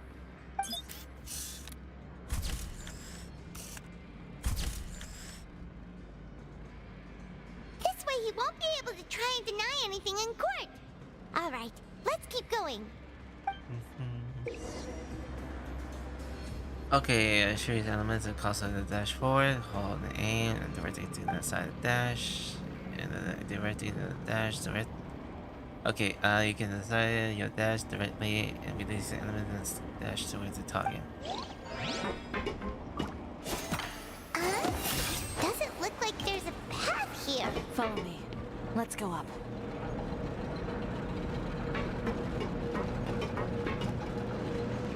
Oh, no. Sure, no, there will be another ledge.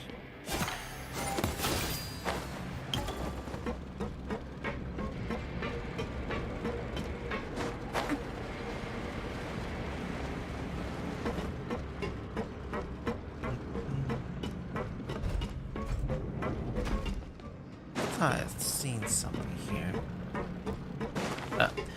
Yeah, hello. Just doing most of the story quests. Sorry, I was kind of interrupted. Mahananda, I'll be most suitable. How's your day going? I know it's been a long string for doing the story like some quest. kind of warehouse. Ugh, and it stinks too. Huh? What's going on? Our way in's been blocked. He wants to trap. He wants to trap us in the factory. Seems like he knew we'd be coming. Anyways, I'm doing You fine. did say he knew you really well, didn't you? Yes. And that's because we used to be partners. But you're practically at each other's throats. Now you're telling us you used to work together? When I first came to Fontaine, we were both fledgling designers who longed to gain a foothold in the world of fashion. We shared the same goal, so we decided to work together. In the beginning, we both wanted to make clothes that would stand out from the crowd and shatter tradition. The kind of clothes that would turn heads and leave people in awe. But with every criticism we received, and every sponsor that rejected us, Uter's confidence disappeared little by little. Finally, right before Fashion Week, he came to the conclusion that we wouldn't be able to make the designs we always dreamed of, and we parted ways. For my part, I gambled it all, and devoted everything I had to that 1 week. I came out the other side with something that really made me proud. I was nervous to present it, of course, but I knew it was my chance to show the industry what I was made of. In the end, well, You received the acclaim of all Fontaine while Uter gave up on his dream and turned to making this sketchy stuff. I don't know the exact details of what happened after that. All I know is, after I opened Chiori Boutique, he's harassed me every year since. He's just jealous of what you've accomplished. A guy like that doesn't deserve your sympathy. Well, let's focus on getting out of here first. Missing the show is as good as letting him win. There are some control panels over there. Let's see if any of those buttons do anything.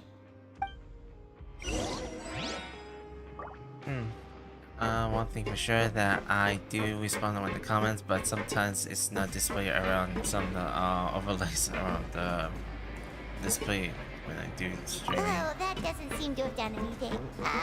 Maybe try the next one? That didn't do anything either.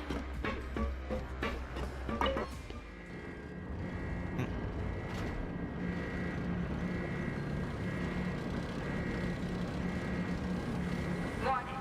Warning. Unauthorized intruders entering expulsion mode.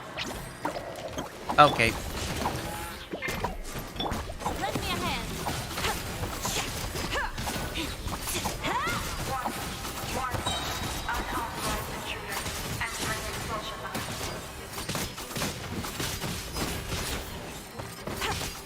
I am the cutting edge of fashion. Let's. Warning. Unauthorized intruders entering expulsion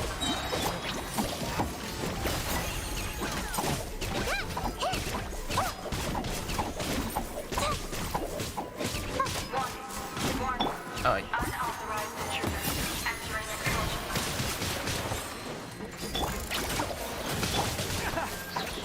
Oh, come on. Who wants some of this? I need to get used to like how to use Chiori much more for Switch.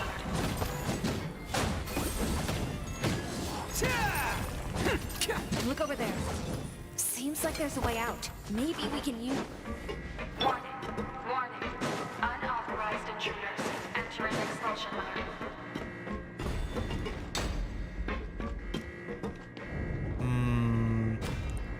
Looking around, looking around.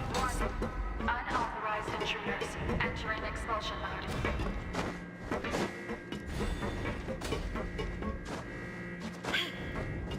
Getting this out.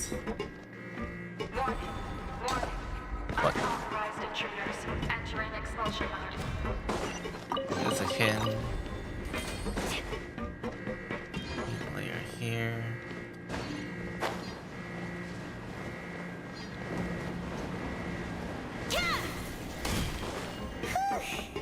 We finally made it out. Why does it feel like the movement patterns of those mechs have changed? Warning. Warning. Unauthorized intruders initiating shutdown procedure.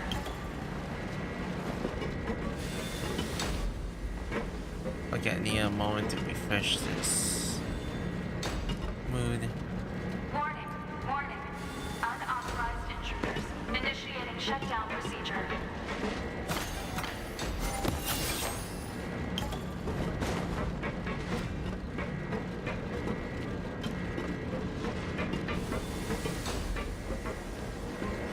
This is gonna take a little longer. Unauthorized intruders initiating shutdown procedure. Anyways, for those who are coming around, I do respond around some of the chats if no one wants to reply. I know I have been kind of distracted from my gameplay or just looking around in my secondary monitor to look at the tweets and stuff.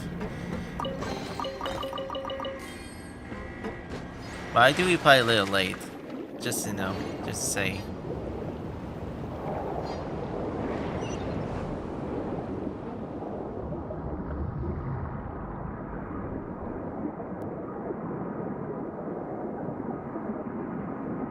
And I'll be sure to kind of like reply as much as I could.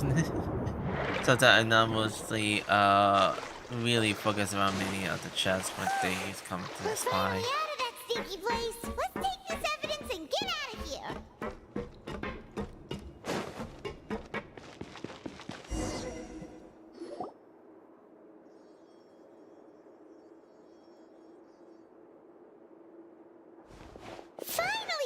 entrance, at last.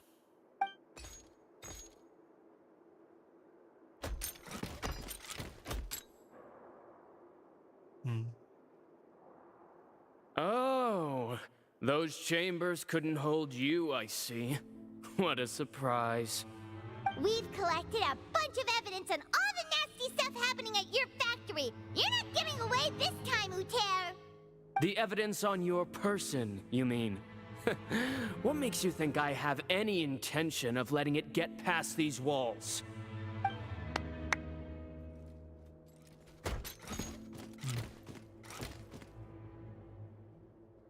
More mechanical guards? Really? Ever thought about using these funds for a legitimate purpose? Oh, but this is a legitimate purpose. What? Destroying Chiori Boutique? Or continuing to make your rotten rags?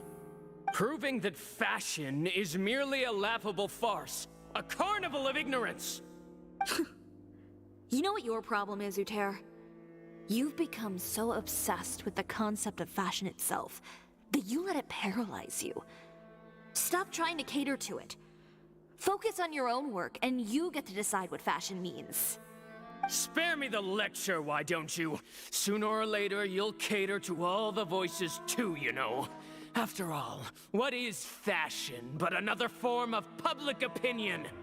Fashion is about aspiring towards a certain ideal, but it's up to you to decide what it is. My brand caters to no one but myself and my vision. That's my ideal, and it's not going to change. Well, once the people witness their former darling's spectacular fall, they'll understand how laughable that ideal truly is. That's what you've been trying to prove all this time?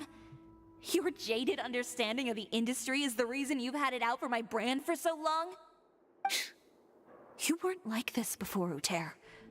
What happened to the man who wanted to make something that would bring the entire world to its knees? He realized long ago how utterly naive and ridiculous that dream was. You gave up on your dream, but that wasn't enough, was it? You had to find a way to prove to yourself that it could never have been possible at all.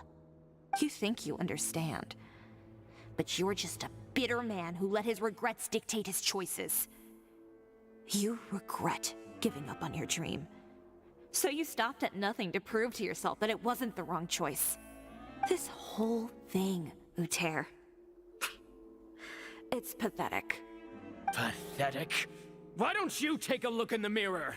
You're a fool daydreaming about taking all of Teyvat by storm. Well, good luck doing that when even Fontaine doesn't have a place for you anymore. You're right. Maybe all those who pursue their dreams are fools. But more pitiful still are cowards who are too afraid to even attempt what the fool is brave enough to try. You... Chiori, you go first. You got the show to catch. Yeah, just leave this guy to us. No, you go instead. But he has a gun! It'll be fine. Just go to the venue and tell everyone to proceed with the plan. I'll deal with him. Some lessons are best delivered in person. Alright, stay safe. Catch up with us soon! Trying to leave, are we?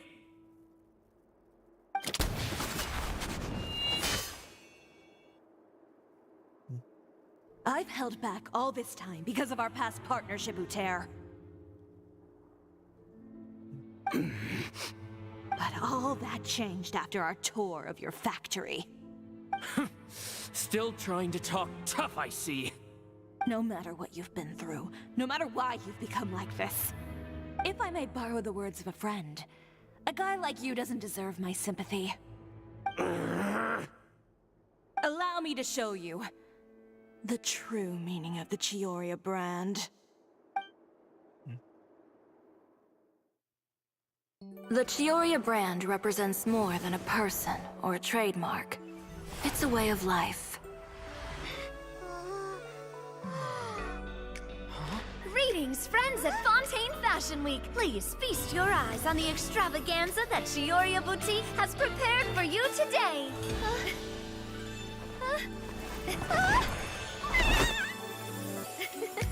Brilliant, dazzling, and wholly unique.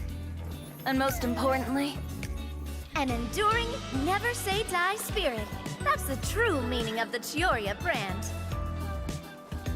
And now, let's welcome the thundering seamstress, Miss Chiori herself. Did Chiori not...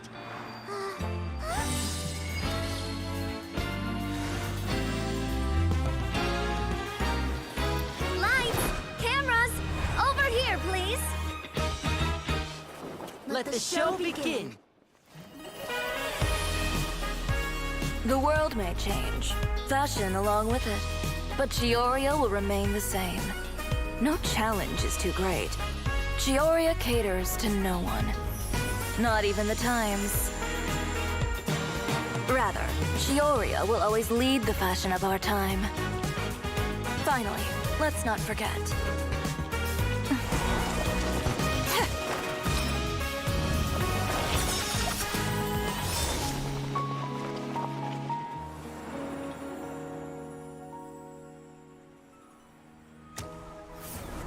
Only those who do not give up on their dreams are worthy of this brand. Well then, I suppose all that's left to say is, Happy Fashion Week, fellow dreamers. After the fashion show, you return to Chiori Boutique.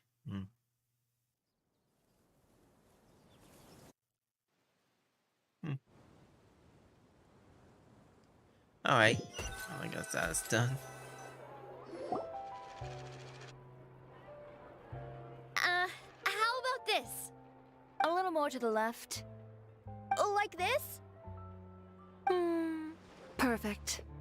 Phew. Oh, that looks great! Miss Chiori, can I take a picture?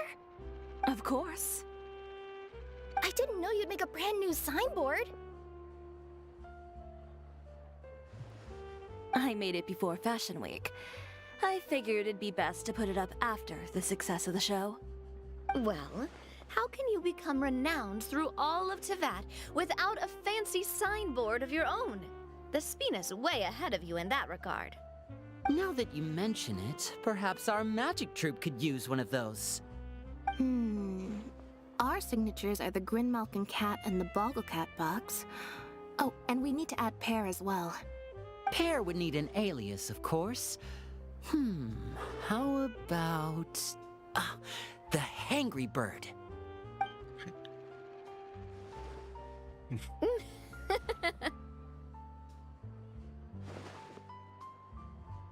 So, does that mean your signboard is going to be 2 cats and a penguin stuffed into a single hat?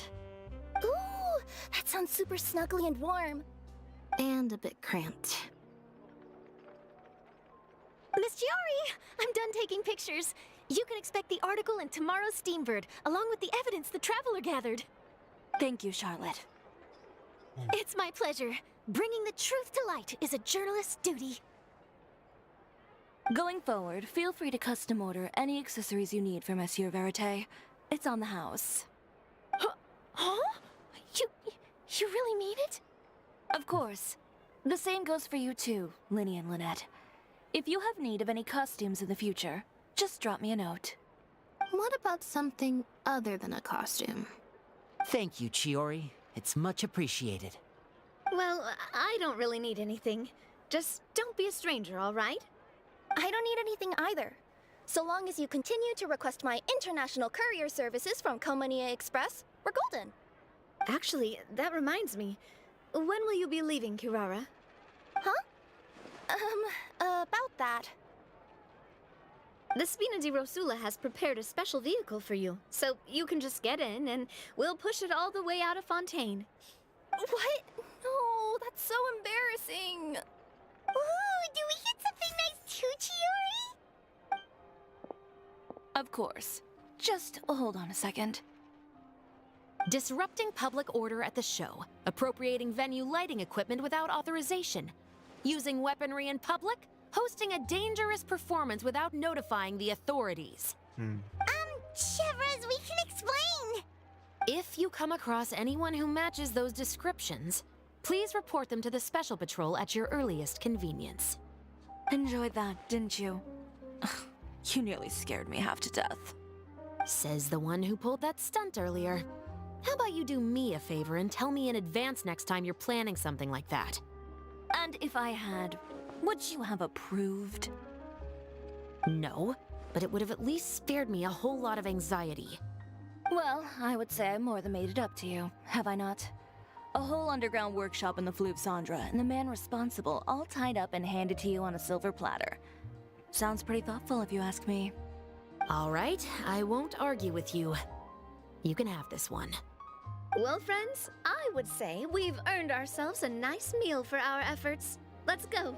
Spina's treat. I'll have to take a rain check. I've still got a lot of paperwork to take care of, so you all go have fun. Oh, by the way, Chiori, I ran into Vanger on the way here. He had a message for you. I don't need to hear it. I'm sure the old fool used pretty much every apology in the book. I'll just visit him some other day and give him a hard time about everything. You know him well. Thanks again, Chevras. My pleasure. Oh, and one last thing. That was really quite an amazing show. You don't say. All right, all right. Follow me if you want in on the celebration feast. Come on, we're leaving. Traveler, Paimon, could you go wait for me at that place with the view? I'll let Navia know that we'll be a little late. There's something I'd like to give you. A place with a view? Oh, Paimon knows where you mean. Sure, no problem. Perfect. I'll be right there. Alright. Well, Kwani almost done with the quest. So, a good point of view. The spot. And, such as something for it. Alright. I'm only talking about the end of my stream here. It's already been, past 12. So, hopefully this will be on for the next day. I kind of need to do some sleeps.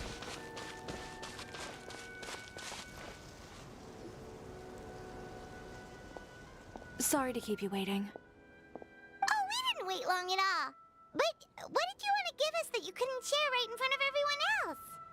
Here, take this.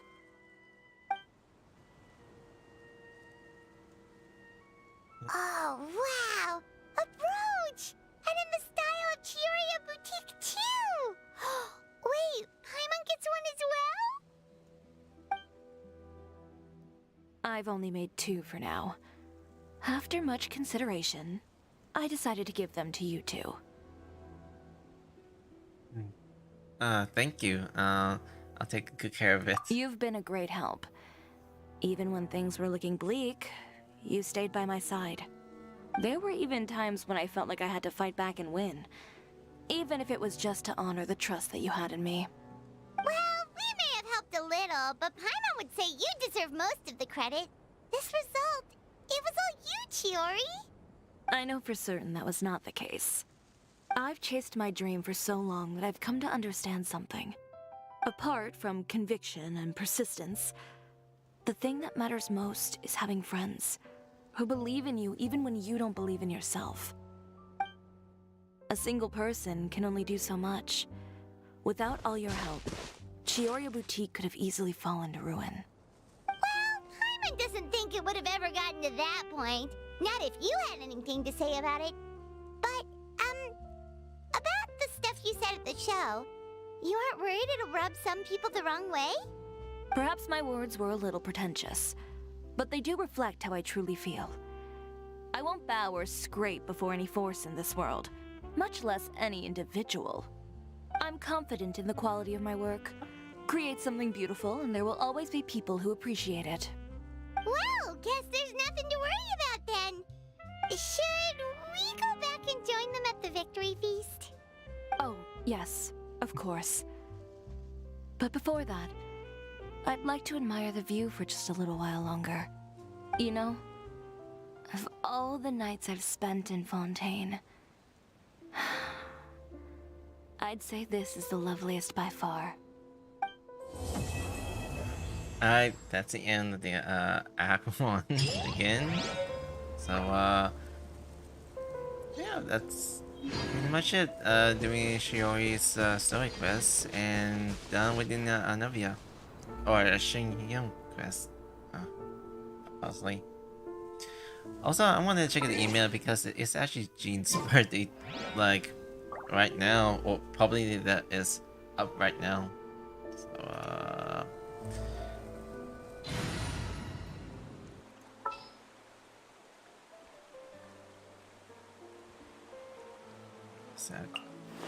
Let the wind lead. So yeah, it's actually Jean's birthday when I scrolled down on social media. Yeah. I think I've done already. Like, there are so many quests I haven't finished, like the world quests. Let's see. And I'll be doing a length quest for about like other time. So I'll be doing this on off stream. Probably around on Twitch or something. I'm not really sure. Anyways, all this is done. It's now been 4 hours, so I'm just gonna be stopping here for now. I noticed there will be another event that is coming around for tomorrow or probably this day. So for probably in hours. I'm not really sure how many hours for the when the event will start. So hopefully you have a great time. If you're from other state or other side of the time zone in different nation zones that you want me to speak, you can feel free to chat with me if you like. I usually don't do much of like chat back that much, even though I didn't display any chat box around my overlays when it is displayed around some other parts of it. So I usually very cautious about if other like those displays is saying about you want to provide any advice for something or anything that it says something from it, because you know I'm very concerned about the chat box. Alright, so done. Happy White Day and happy birthday to Jean, and a whole kind of other stuff for what's gonna happen around the version of 4.5, and people are very crazy about the R key now. So best of luck for everyone that's saving for the pre-gyms. And I noticed that I may gonna pull for Chiori for some times as well. I'm not really sure. I'm gonna be doing it one time because I have so many wishes. I have not been doing a lot of polls, so I don't do polls so in my stream. So I'm just gonna do one only. After that, I'll have to kind of go out and just sleep. What do I have here? Probably a new weapon. Oh, Guru.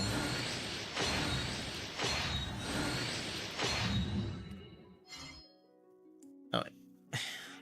So I'm done with the polls. Because I kind of need something else to kind of like buy one of those, start those events. I kind of need more of this. I'm not really sure if I have the time to do some polls. Okay. Oh wait, I'm gonna be stopping here. For those that actually come by, thank you. I know that I didn't have time to kind of like look around the chat box or something to currently look at my status. I don't usually check my status a lot, just in case. Instead, I know I've been kind of in a rush to kind of like talking about early days, talking about when I've been gone, and talking about how my status around my YouTube channel so far. I'm just gonna be a little normal, currently normal. In case, if you're on the platform, I want to thank you for coming by to it, and be sure to do you want to follow. just end. So stop here. All right. Thank you for the time to come by and watch, and I'll do something to perform my channel next time. If you like this video, like, share, and subscribe, and notify if I'm on. And I'll be sure to kind of like catch up with the next Genshin Apex streams so far, or probably I'll be doing another game that is like indie or something that I want to do something for this channel to grow. And hopefully you can give me some feedbacks or anything else. You give me some ideas. So I appreciate some of the feedback if this channel will grow, and hopefully I'll get a good communication before instead. And I noticed that some people usually don't like. Some people usually come by and just have it. I'll do a little approval. I'll do something of approval. Alright, as always, thank you for watching. Until next time on the next stream.